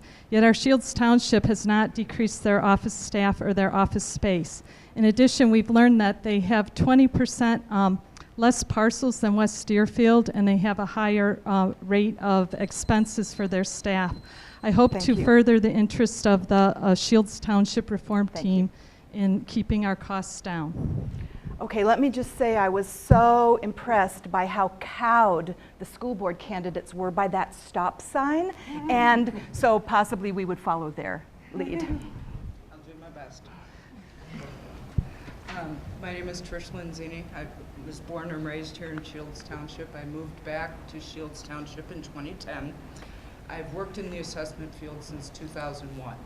I've spent that time building relationships at the local and county level, working with professionals that we rely on every day, and that's what I bring to the table as the candidate for assessor. Thank you. Thank you. Hi, thanks for hosting this forum today. My name is Scott Anderson. I'm a current Shields Township trustee and now running for Highway Commissioner on the Shields Reform Team slate. As a registered professional engineer, I've been working to solve pavement problems and design drainage improvements for my entire adult life. I work for our family's civil engineering consulting business, James Anderson Company, which is located in Lake Bluff and has served the area for 120 years. I'm familiar with the process for receiving grant money through my work for a number of local governments. Our firm regularly obtains such grants and for our municipal clients, including to reduce drainage problems in North Chicago most recently. I have been fully supportive of the township's road district as a current trustee and will take the professional approach to Highway Commissioner's position. I believe my experience makes me uniquely qualified for this office, and I'd be grateful for your support. Thank you.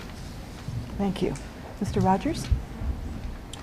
Good afternoon. Thanks to the League of Women Voters for hosting this event. I'd like to take this time to clarify a misleading claim. Approximately 10 years ago, I spent months researching an alternative funding source for a floundering, underfunded highway department. One option, used twice before by Cuba Township, was a one-time increase believed to be exempt from the tax cap. Based on the opinion of the Shields Township attorney, the Board of Trustees voted on a single-year rate of 2 cents per $100 EAV, roughly $33 per $500,000 home. This was later challenged in court, and a judge reversed the increase, which was then refunded to taxpayers. This is the truth about the START team's well-worn 10-year charge of me increasing taxes 80%. The board made the motion and voted, not the road commissioner. After 8 years of road commissioner, stop. No, you still, sorry. It was a mistake. They'll add the second. You still have like 15 seconds. After 8 years of road maintenance by the START team candidate, the roads are in dangerous disrepair. My first term from 2001 to 2005, I applied for and received over $250,000 in county, state, and federal grants. I'm the only highway commissioner to ever seek and receive these types of grants. If reelected, I will again seek out grants for the road district and help the township road district. Thank you, Mr. Rogers. All right, our first question is for the 2 supervisor candidates, and Ms. Maloney will answer the first question first. I've combined a couple of questions, so if you ever need me to repeat, just say the word. What will be the impact of the new budget cuts? Would you cut staff? Which positions? Would you cut or reduce which services? Would you cut hours? Do you have a different plan? And while you're cutting, how will you improve our services? Well, that's a good question, and thanks for asking. The budget is set for the whole year already, and no cuts were proposed for staff.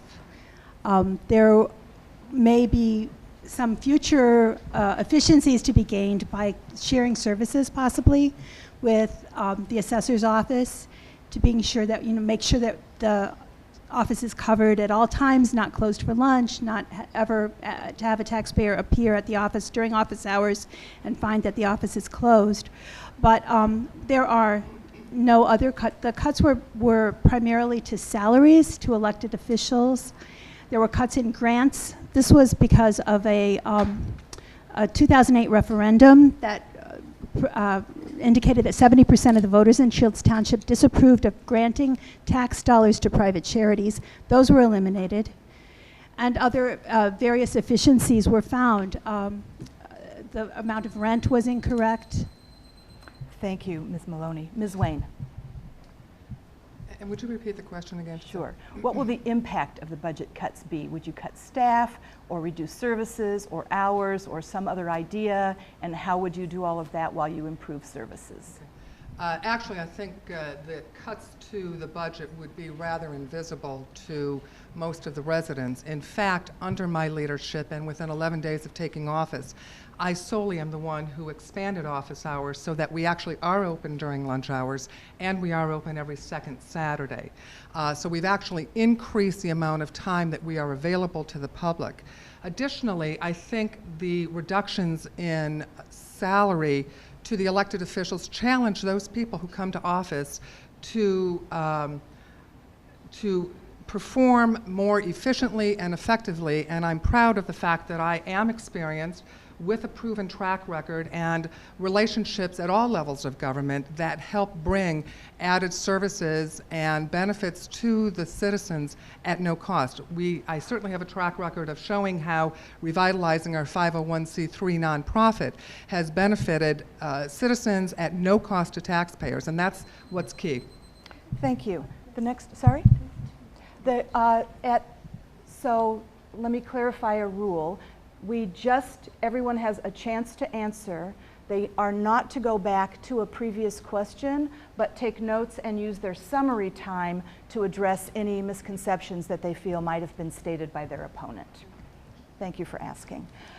So next we have a question for the assessor candidates. Ms. Blahanka will be the first to answer. And the question is, what services does the assessor provide to residents? And due to the new budget constraints, would you anticipate making any cuts? At the same time, have you given thought into how to improve services? The services that the assessor's office provides are mandated by law, so you can't cut the services, but you need to look at the efficiencies and how the work is done.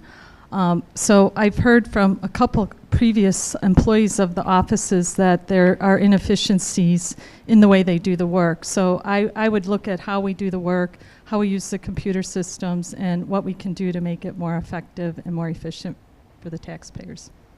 Thank you. Ms. Lenzini?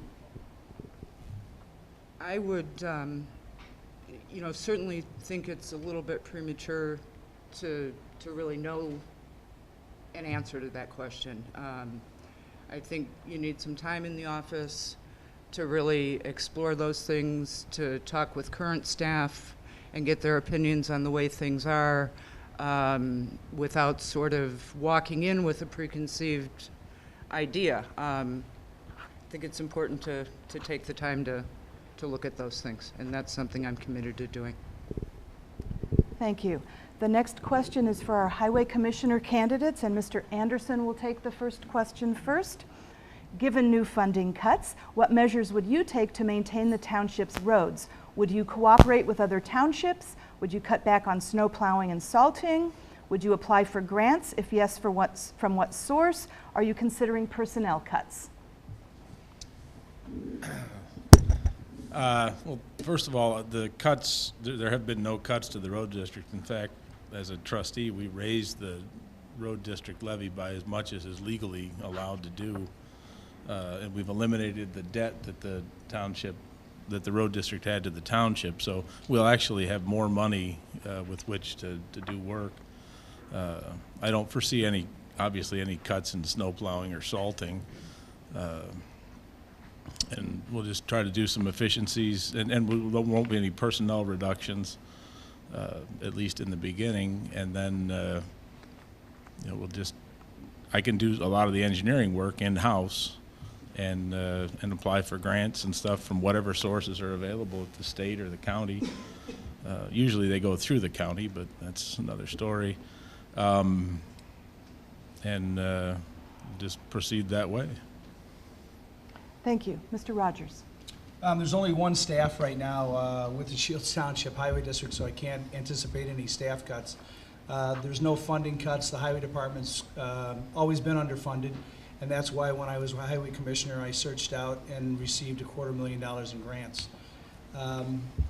The grant process doesn't go just through the county. I worked with state legislators, I worked with our senators, our state reps, I worked with the drainage district, I received money from them, and it's really a process to connect with all those people and put grants together.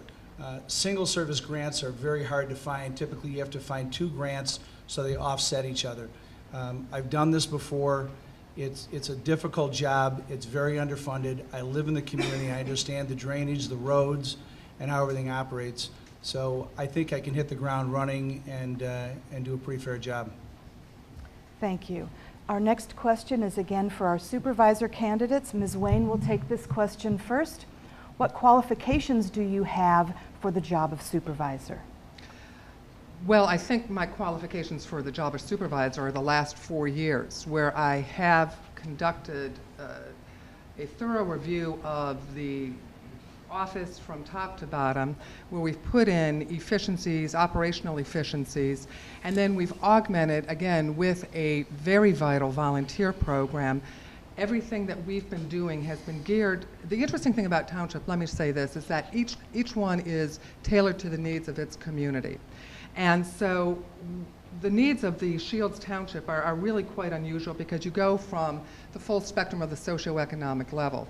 And in addressing the needs of neighbors who are less fortunate than others, we've also been extremely conscious of the taxpayers. So my qualifications are: I have a desire to do the job, I have a history of doing the job effectively and efficiently, and I would welcome the vote for the entire Unified Shields team. Thank you. Ms. Maloney. My qualifications is the question, correct? Yes. And what was there another part to that? That's it. Okay. I have 30 years of experience in real estate. My professional experience is in real estate sales, development, and and leases, commercial development, all kinds of real estate development. So with that varied background, I bring to the table a lot of skills that are necessary, I think, in running a business. I have good leadership skills. I've served as a volunteer on many different boards and commissions, and I was president of the League of Women Voters. I chaired the art fair on the square for the Deer Path Art League. I've done many community service kinds of events. I view this as an effort, as an opportunity to serve the community. I'm an MBA candidate at Lake Forest Graduate School of Management. I'm a student of business and making good decisions, and I bring that collaborative effort to anything I do, and would look forward to being able to use that as Shields Township Supervisor. Thank you. Ms. Lanzini will take this next assessor question first. Madam Moderator, may I ask a question, please? Yes, sir. I'm sorry to be out of turn. It should be noted that Ms. Schnobrick's daughter is on the board, and I noticed that she's coming up quick with the stop signs to our candidates, and she's supporting the others. Sir, I'm I sir, don't I'm think keeping it's an fair. eye. Thank you. I think that to level an accusation against volunteers when they've been asked by me Okay. to get them up quickly, Well. and I will tell you, I always say I'll do anything, including moderate, but I will not time, because it's so hard to keep track of that. And in fact, I'll probably skip over somebody's name by accident. We're all doing our best here, sir. All right. I promise Thank you you. that. Thank you. Ms. Lanzini, what skills are required for the job of assessor, and what are your own particular qualifications for the position? Well, my particular qualifications, you know, I've done it for 10 years. I've learned from the ground up. I was excited to start at the bottom and work my way up. You know, I think that one of the most important things is to treat all of our taxpayers fairly, equitably, with respect, and give them the service that they absolutely deserve. Thank you. Thank you. Ms. Blahanka. So the skills and certifications are also required by law. There's statutes that are in place that determine what classes you need to take and how you need to be certified to be a certified Illinois assessment official. I have all those requirements. I'm also a very fast learner, as if you look at my career, I've done multiple different jobs. I'm proficient with computer systems. I'm have had employee staffs that I've managed for years, and I've managed a budget that exceeds $8 million for the last probably 5 or 6 years of my career. So I think I have all the skill sets necessary to run the assessment office. Thank you. Mr. Rogers will take this next Highway Commissioner question first. I'm combining a couple, it's a little bit lengthy. The township has approximately 9 miles of roads. Which roads need the most improvements? How will you stay within budget limitations in doing the road repairs? And what sort of equipment and personnel are available to the commissioner? Are they fully utilized? Okay. The equipment, I think, is fully utilized. As far as the budget, I'm sorry, can you, Yeah, that of was course, complicated. of course. You lost me in that, I apologize. Lots of roads. Right. How are you going to stay under budget fixing them? Which ones are the worst? What sort of equipment do you have? Are you utilizing them efficiently? Quite a few of the roads are in really bad shape. They're actually in pretty deplorable condition. Some of them are down to gravel. So I think you have to look at the roads and you have to assess them one by one. Literally go up and down the roads and decide which roads are really in the worst shape. As far as the budget goes, the monies that are there are the monies that are there. You have to manage them and work within them. So I would reach out, again, like I said, I've received grants in the past. The last time there was a road that literally had water running into people's homes. We were able to get the funding, we were able to do the work, and put the drainage in place. So I'm able to do it. I've done it, I know how to do it. It's going to be a rough road, I'll tell you right now. The roads are in rough shape out there, and it's going to take a lot of time and a lot of effort to do it. It's really not a part-time thing. It's going to take a tremendous amount of time. Thank you. Mr. Anderson. Yeah, I think the highway department is very well equipped. They've got, one employee and multiple trucks and equipment. I would look to, prioritize the roads, the worst roads, and get them on the list to get fixed first. And we would, then draw up a bid spec and bid it out and take the lowest responsible bidder and get the roads fixed in the order in which they need it. Yeah, but can you repeat the question? Make sure I got all the parts. Sure. Okay, lots of roads. Which one needs the most improvements? How will you stay within your budget? And is there enough equipment, and is it being fully utilized? Okay. Yeah, I mean, obviously we'll have to stay within the budget because there is no more money. I mean, we'll seek out as many grants as we can get. We'll seek out whatever motor fuel tax money is available, and we'll utilize whatever funding we can get. Thank you. I think I'm going to make a quick sorry, finish. No, I said thank you. I'm going to make a quick executive decision here and give 30 seconds to everyone for the next question. Fly through it, and then we'll do your summary. You've been a little bit shortened, but we're already into the next time. But I hate to have you only be able to answer 2 questions. So I'm back to the supervisors. Ladies, 30 seconds only for these, okay? And just do your best. At least everyone will hear your voice a little bit more. So we're back to Ms. Maloney answering first. Should the township use volunteer help more effectively, and how? As someone who has chaired many volunteer generated events, I know it's difficult to get good volunteers. I know that there has been an effort to enlist volunteers, and certainly as many volunteers as are available should be utilized in the community. There should be an opportunity for everyone to try to help. Thank you. Ms. Wayne. Quite simply, the answer is yes, of course. You always want to access the asset of volunteers, and I have done that extremely effectively in the 4 years. It has allowed us the opportunity to extend our reach into the community on many levels through the use of volunteers where we don't expend tax dollars. Thank you. So a question for our assessor candidates. Ms. Blahunka goes first. How can one appeal a property assessment? I have a feeling this isn't really a 30-second answer. And what programs exist to provide property tax relief? Just tackle whatever section comes to your tongue first. So you have a limited time frame to appeal your property taxes, and there's a process that you go through, and you file papers and get on with the Board of Appeals. And ideally, you'd have the assessors help you before you do that. Thank you. Ms. Lanzini. I guess I'll pick up on the second half of the 30 seconds and talk a little bit about other things that we do in the assessment office, which is assist people in processing their applications for all the exemptions that are available to them, making sure that they are getting those savings on their tax bills. We also assist, at least in the office that I'm currently in helping seniors fill out their freeze forms. And it's important that everyone gets the exemptions that they're entitled to. Thank you. Mr. Anderson, first for the Highway Commissioner, is it possible to handle adequately all in-house repairs when the work is diverse, such as small engine repairs? And don't make it a yes or no, but make it 30 seconds. Is it possible to handle everything in-house with such a diversity? Absolutely not. I would think that we would utilize some in-house labor to do the basic everyday things, but the substantial majority of things would have to be hired out. Thank you. Mr. Rogers? In my first 4 years as road commissioner, we handled 90% of the things in-house.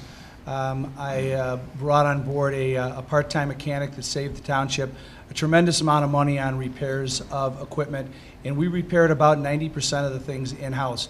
We also collaborated with additional townships. Our neighboring township, Libertyville Township, the road commissioner there was very open to work together, and we found things where he could help us and we could help him, and that saved everybody money. Also, one other quick note, the Schelhas Township does not meet motor fuel tax requirements, so there is no motor fuel tax available. Thank you. So we're going to have our 1-minute summary from each candidate in reverse order from their opening statements. And if someone could be corralling my trustee candidates, we're going to try to just have about a 3-minute turnaround between the two so that we can get you out of here in time. So, Mr. Rogers, if you would start, please. Thanks again to the league. George Washington said, associate with men of good quality if you esteem your own reputation. That's what I've done. The Schelhas Township team that I'm with, the Unified Schelhas team, can be located at shields2013.com. I suggest you go there and you look at it and you look at the list of endorsers we have. This is a humbling list of people who have come on board and endorsed us.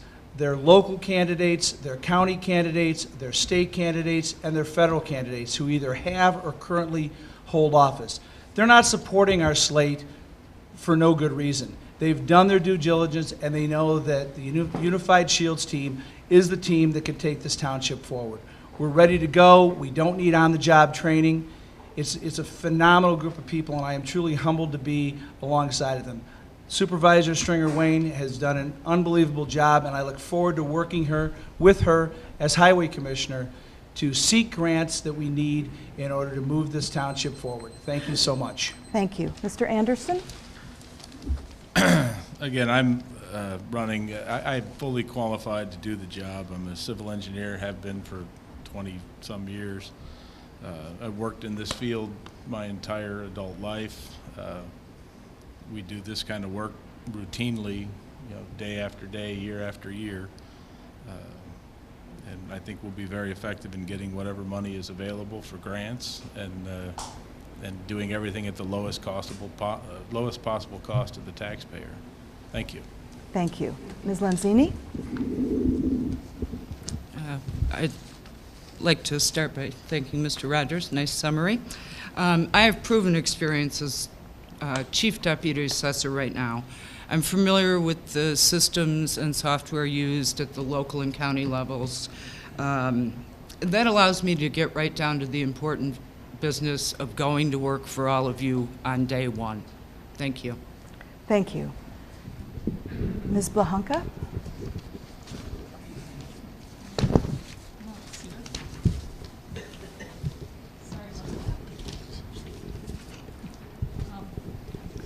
So thank you for today. I do believe that organizations can transform. They're transforming across the country, and they're transforming in political worlds as well as corporate worlds. Economic demands and future success are pushing these transformations, and I believe our Shields Township can reform and change, and I hope to continue the work of the current Shields Township reform team and continue to make the best possible efficiencies at the best costs for our community. Thank you.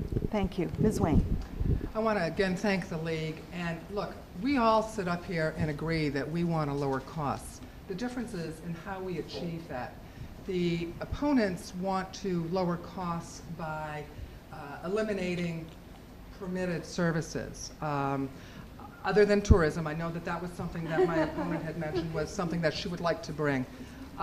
I would submit that you listen to the 3 Unified Shields Party candidates up here and hear that we all have experience in the jobs that we're seeking. We all have proven strong records of accomplishment. We show up and we do the job, and we deliver maximum services with minimal tax dollars. And contrary to what our opponents would have you believe, we are not about turning the clock back to expansive township government.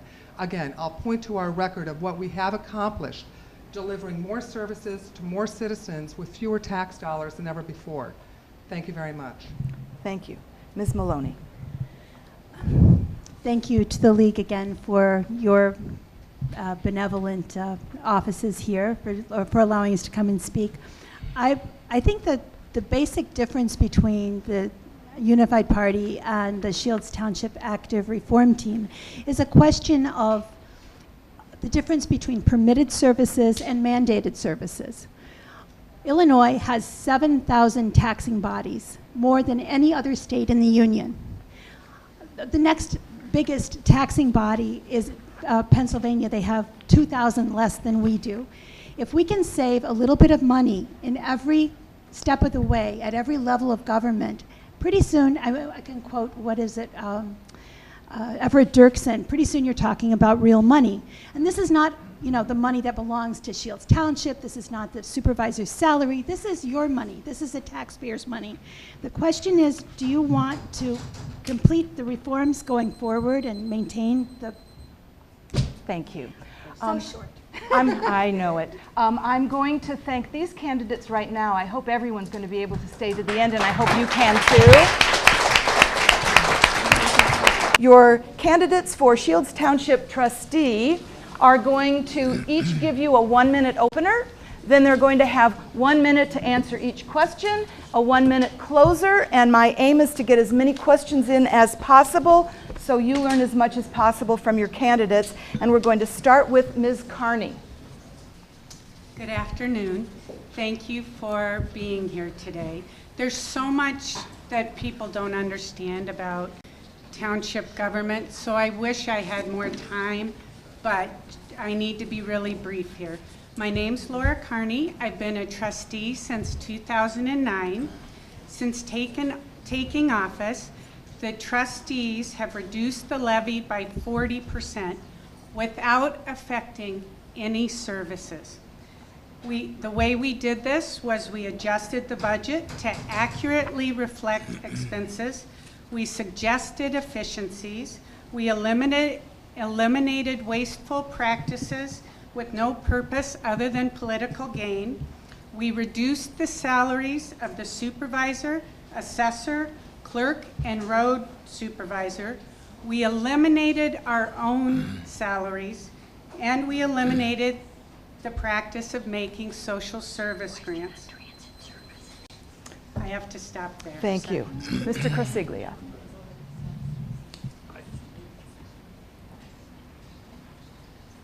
My name is Patrick Corsiglia.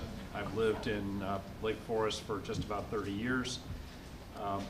My children were raised here and still go to school here. And active members of the community. I'm a private real estate investor. Thank you. Mr. Phillips. Hello, everybody, and thanks for coming. I'm Jerry Phillips. My wife Julie and I moved into Lake Bluff in 1987. For the last 4 years, I've lived over in the unincorporated area, over in Knollwood. Longtime volunteer. I was on the Lake Bluff Fire Department as well as the Knollwood Fire Department, both for 9-year stints. Have been involved in Lake Bluff baseball for practically the whole time, and am currently commissioner. I have the unique distinction of having run for this position 4 years ago, or 8 years ago with the Start Party, and lost by 4 votes. So votes are important. Thank you. Ms. Stedman. Good afternoon. My name is Hollis Stedman, and I'm running for Shields Township Trustee as a member of the Unified Shields Party. I've been a resident of Lake Bluff for 30 years and have actively volunteered at the Shields Township Food Pantry. I've served on the Lake Bluff Library Board and have been an active participant in scouting in Lake Bluff. I'm a local real estate lawyer with my office in Lake Bluff. As a member of the Unified Shields Party slate, I would work to continue providing the mandated township services to our residents in the most cost-efficient manner possible. Thank you. Thank you. Ms. Kerr. Lots of microphones. Good afternoon, everyone, and thank you very much to the League and for all of you for being here. Your support is so necessary. Good afternoon again. My name is Heather Kerr, and I'm running for the office of Shields Township Trustee. I have been a resident of the Lake Forest, Lake Bluff area for close to 30 years now and have a very vested interest in my community. Townships provide necessary and critical services that are tailored to fit the needs of their specific residents. And townships provide an important link between citizens and their government. When all elected officials of township government work in harmony, the taxpayer benefits tremendously. The role of trustee is a varied and an important one, as it is essential to offer oversight of many of the township functions. My responsibility to you as a Shields Township trustee will be as a fiscal watchdog while sustaining the current partnerships throughout our township. I will be an accessible, fully engaged trustee with an active interest in citizens' questions or concerns. Thank you. Thank you. Mr. Gashgarian. Good afternoon. My name is Richard Gashgarian, and while I am new to involvement in government services, I am not new to the area. I was 1977 graduate of Lake Forest High School, also a graduate of Deer Path Junior High School. I'm a graduate of Marquette University and also a graduate of John Marshall Law School. I am running for this position because I believe in function and services that townships provide, and what townships were intended and designed to provide. And I believe that they can provide these services when done with both efficiency and purpose, and I intend to bring that to the position. Thank you. Thank you. Ms. Barnum. I too want to welcome everyone and thank everyone for being here today. My name is Dawn Barnum, and I'm running for trustee of Shields Township. I have lived in both Lake Bluff and Lake Forest for 20 years, and along with my husband Greg and I've been married for 25 years, and we've raised 2 boys in this community. Over the past 25 years, I have volunteered and supported numerous critical needs programs within our township. I've served as chairman of the board for an organization called Missy's Friends, and most recently have been instrumental in the formation of the Beef for Hunger organization, which provides fresh quality beef, which is high in protein to those in need. I also volunteer once a week at the Shields Township Pantry. I'm passionate about being part of this Shields Township Board of Trustees, and I'm looking forward to continuing to provide the constituents of our township critical services that address basic human needs while keeping costs down to taxpayers. Thank you. Mr. Corsilia will take this first question first, and then we'll go on down the road. If elected, what specifically would you do to increase and improve public transit, including buses, trains, biking, and walking paths in the township? Will you commit to working with other townships, parent groups, et cetera, to make public transit options happen in Shields Township, also addressing public transportation for seniors and the disabled? 30 seconds. No, sorry, 1 minute. Well, I would be a new trustee, so I hate to say it, but I'm not terribly familiar with what Shields Township, how it would be involved with fostering public transportation. Okay, thank you. Mr. Phillips. I would be a new trustee as well, but I believe that the functions of the township are limited to just a couple things, and transportation is not one of them. And quite frankly, that's why I'm here. We're not about expanding what the township does. We're trying to keep the costs low and preserve the taxpayers' money. Well, let me just stop us here because questions have to be appropriate for level of government. And let me just check with my folks over here. Is that an appropriate to this level of government question? No, it's a county issue. It's a county issue. Well, all right then. See, they bring us in so that we're nonpartisan, but then we don't know our heads from our you-know-whats up here. So thank you for clarifying. So we're going to give them another.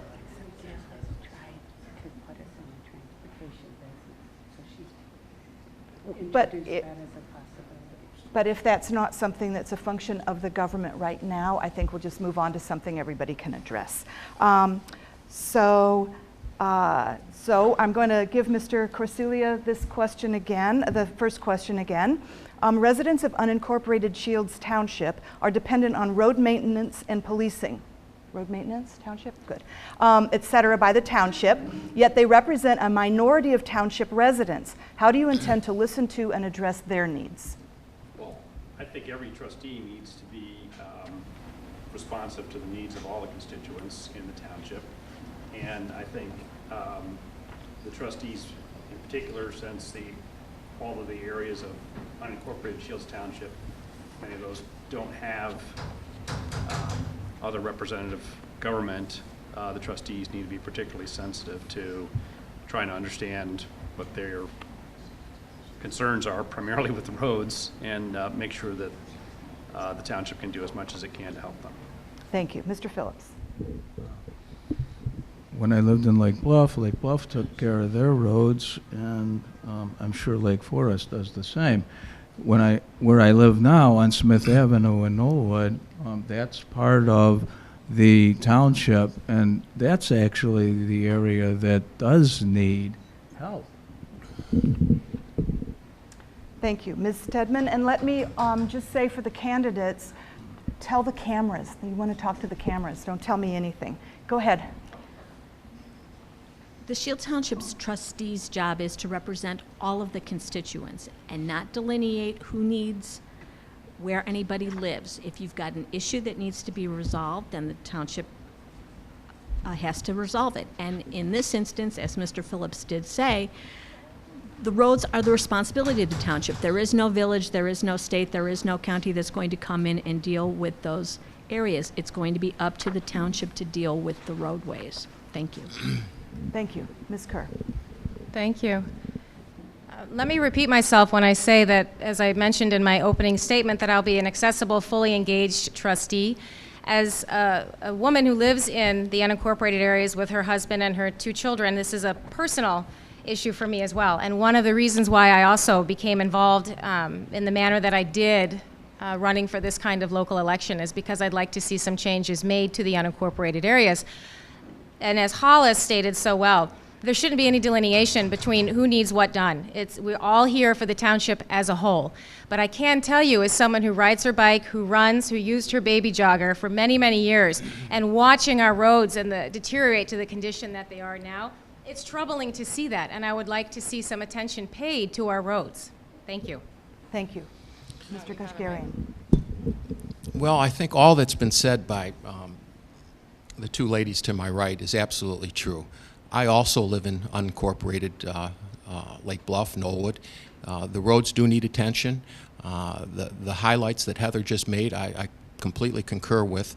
I would add that as a trustee, I would certainly be on top of it. doing what I can to help secure those monies through the Highway Commissioner, Dan Rogers, come in and are applied to the roads, and that things begin to turn around. There's going to be more development in the area. Certainly that's going to occur along Route 176. There's talk about a Costco going in there, or I should say, I'm sorry, a Target, a big box store nonetheless, but one that's going to bring traffic and one that's going to affect us and have some adverse consequences for us. And for those reasons, I would suggest that Dan Rogers would be an appropriate person to bring to this question, and we as trustees would be behind him and supporting him to see that that we can make the best of an ongoing and developing situation in our community. Thank you. Ms. Barnum. You know, I believe that we need to address all the needs of our citizens of our Shields Township, and I just feel that with the board, with the members on board with me, that we will really try to take in consideration all the needs that need to be met and try to make the appropriate decisions that'll get the job done and keeping low cost to the taxpayers. Thank you. Let me see. Mr. Phillips will take this next question first. Oh no, I'm sorry, Ms. Carney. It's all right. Okay, it's a strange system. The road district has a separate levy, and it is limited by law how much they can levy. The trustees of the Start Party did vote for a maximum increase in the levy this year to get more money to the roads. The other thing we did was, because of the mess created by however many years ago, when they tried to increase the levy by too much money was brought in, so then they had to repay it. That meant the general fund had to loan $155,000 to the road district. We forgave the $50,000 of that loan in 2010, and we forgave the rest of the $105,000 a few months ago. I don't know why, but Gail Wayne voted against that, but the trustees of the Start Party, because it was a mess and it needed to be fixed. Yes, I believe we should support everyone in the township. Thank you, Ms. Carney. So Mr. Phillips will take this question, and I think I'm going to run us over a little, and none of us will be personally hurt if you absolutely have to leave, but I'd really like to get another couple of questions in. So this will be a 30-second, Mr. Phillips first. What are the most difficult decisions you anticipate making?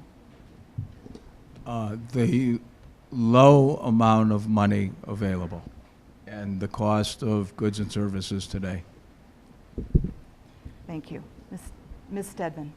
Trying to maintain the level of services that we are currently at without increasing taxes. Thank you. Ms. Kerr. Could you repeat the question again, ma'am, please? Yes. What are the most difficult decisions you anticipate making? I'm going to have to piggyback on what Hollis so eloquently already said, to continue to provide precisely what townships were put in place to provide. The highest level of efficiency for its constituents and its taxpayers, without having to cut too much, without having to spend too much, but continuing to provide those wonderful services that it already does. That would be a very difficult decision to have to try and make. Thank you. Mr. Gushgarian. Well, again, I would add that there are certain functions and services that townships were designed and intended to provide, and we have to do that. Those decisions will be made, and some of them will be hard calls, but it's important, I think, to look at it with a purpose and a design that we maintain them, and if possible in areas, increase them as well for all the folks in Shields Township. Thank you. Ms. Barnum.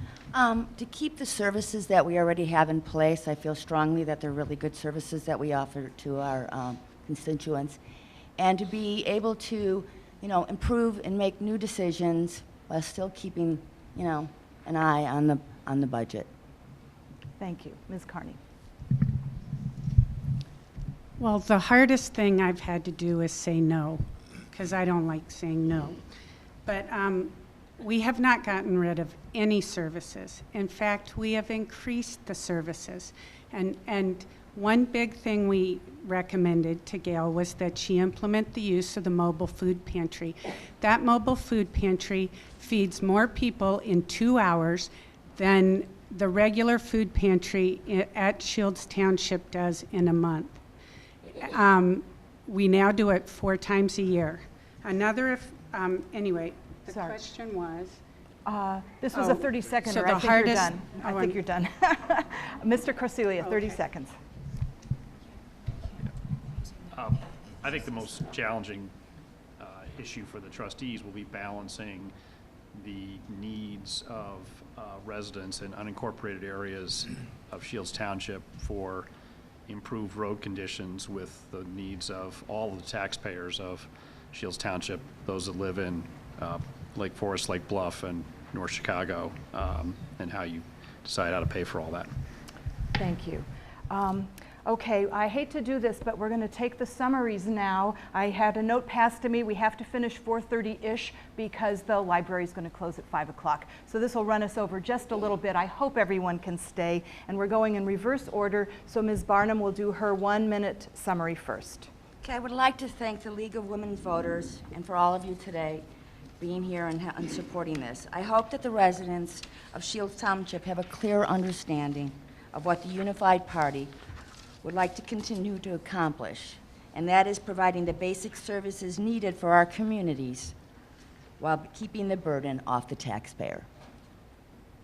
Thank you. Mr. Kashgarian. Thank you.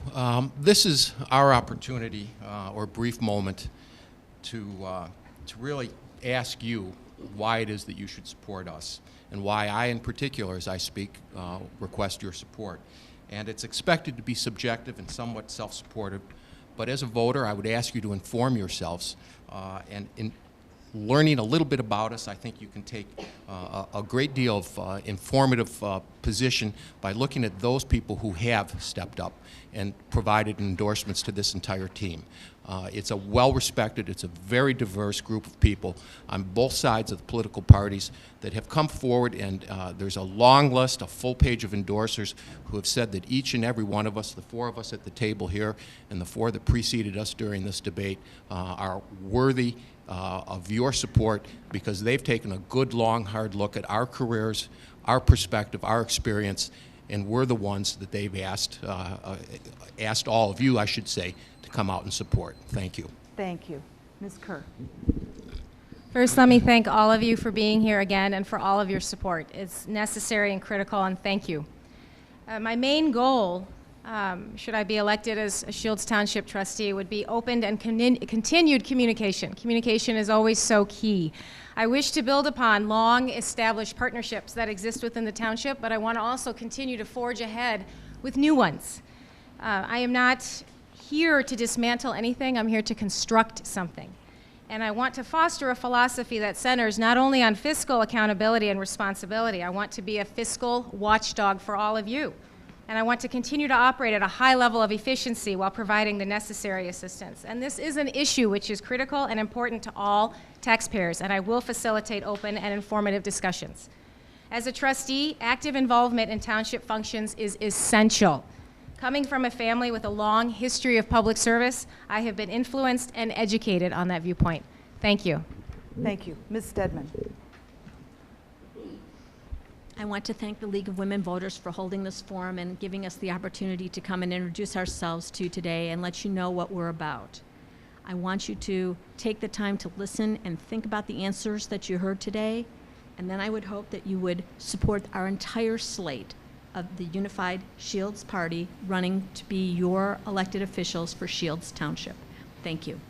Thank you. Mr. Phillips.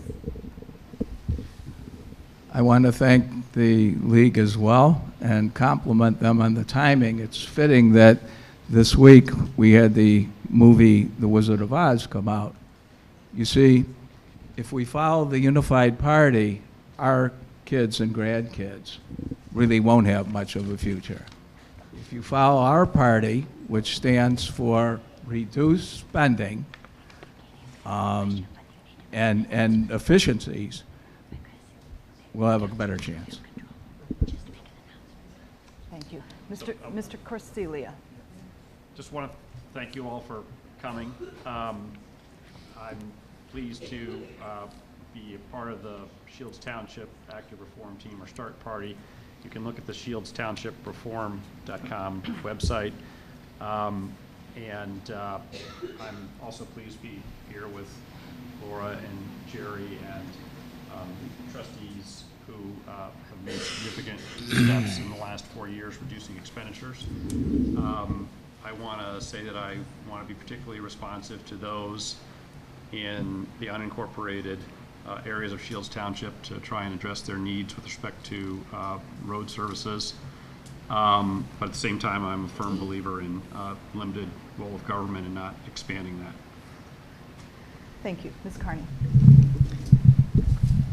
A little bit of a misperception is that we cut things. A lot of where that 40% decrease in levy came from was just accurately budgeting. There was a lot in the budget that wasn't spent before, but yet they would budget for it every year. So we went through the budget line by line and made the budget represent the actual expenses over the last 5 years. Then we did get rid of a lot of salaries and reduce salaries. But you know, I sat here earlier this afternoon and there are these school board people who work for free. And I do not understand. That is a unit of government that has a much larger budget, way more responsibility. And it seemed inexcusable to me that I was paid to be a trustee for Schelhas Township. In the future, I think there are other changes that need to be made, and I will work hard to make them. Thank you. I'd like everybody to stay seated, including our candidates, because there are a couple things I have to say and a couple things I want to say. But first, please a big round of applause for your candidates.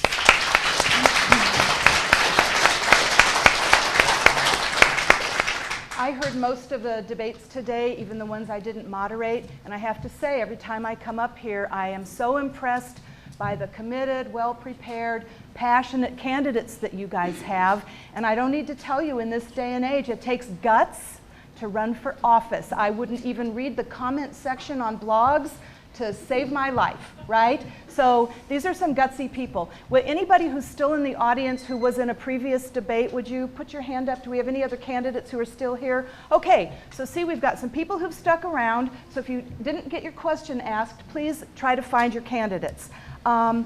I want to thank Paula Lawson for moderating the earlier part, but also, you know, the League of Women Voters. So up here you've got the League of Women Voters of Lake Forest, Lake Bluff area. They are so great. And what the League does is we do the roll up your sleeves, hands-on job of democracy, right? So if you see that there are cards printed and there were microphones arranged for, by the way, big thank you to the library. If you were here at the start, you know it's about 100 degrees cooler now than it was before. They were very responsive.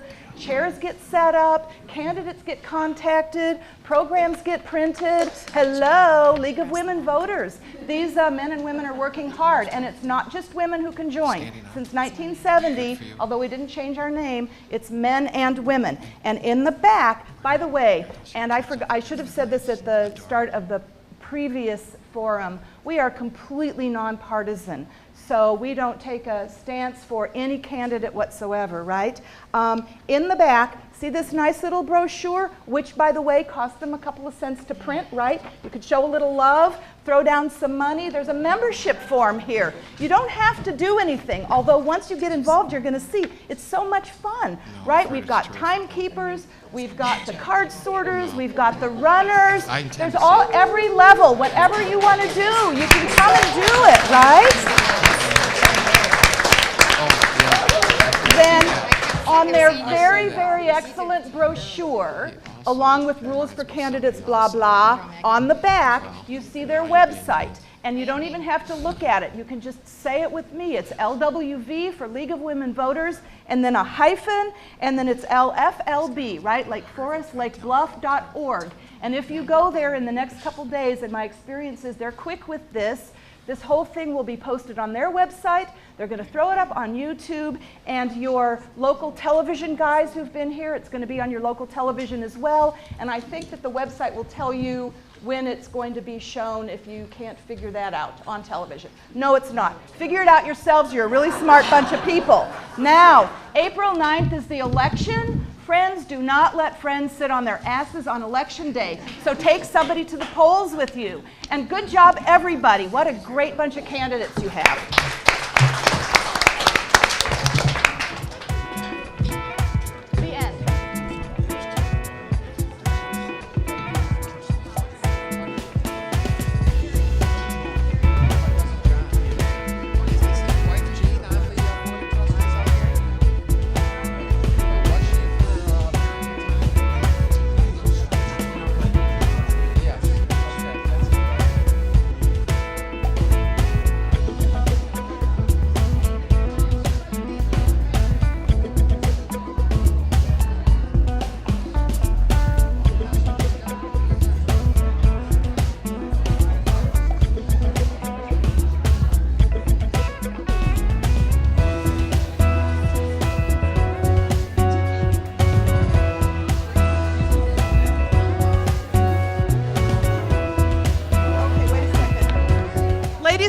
gentlemen, those of you who are still here, I got a correction card, which I forgot to say.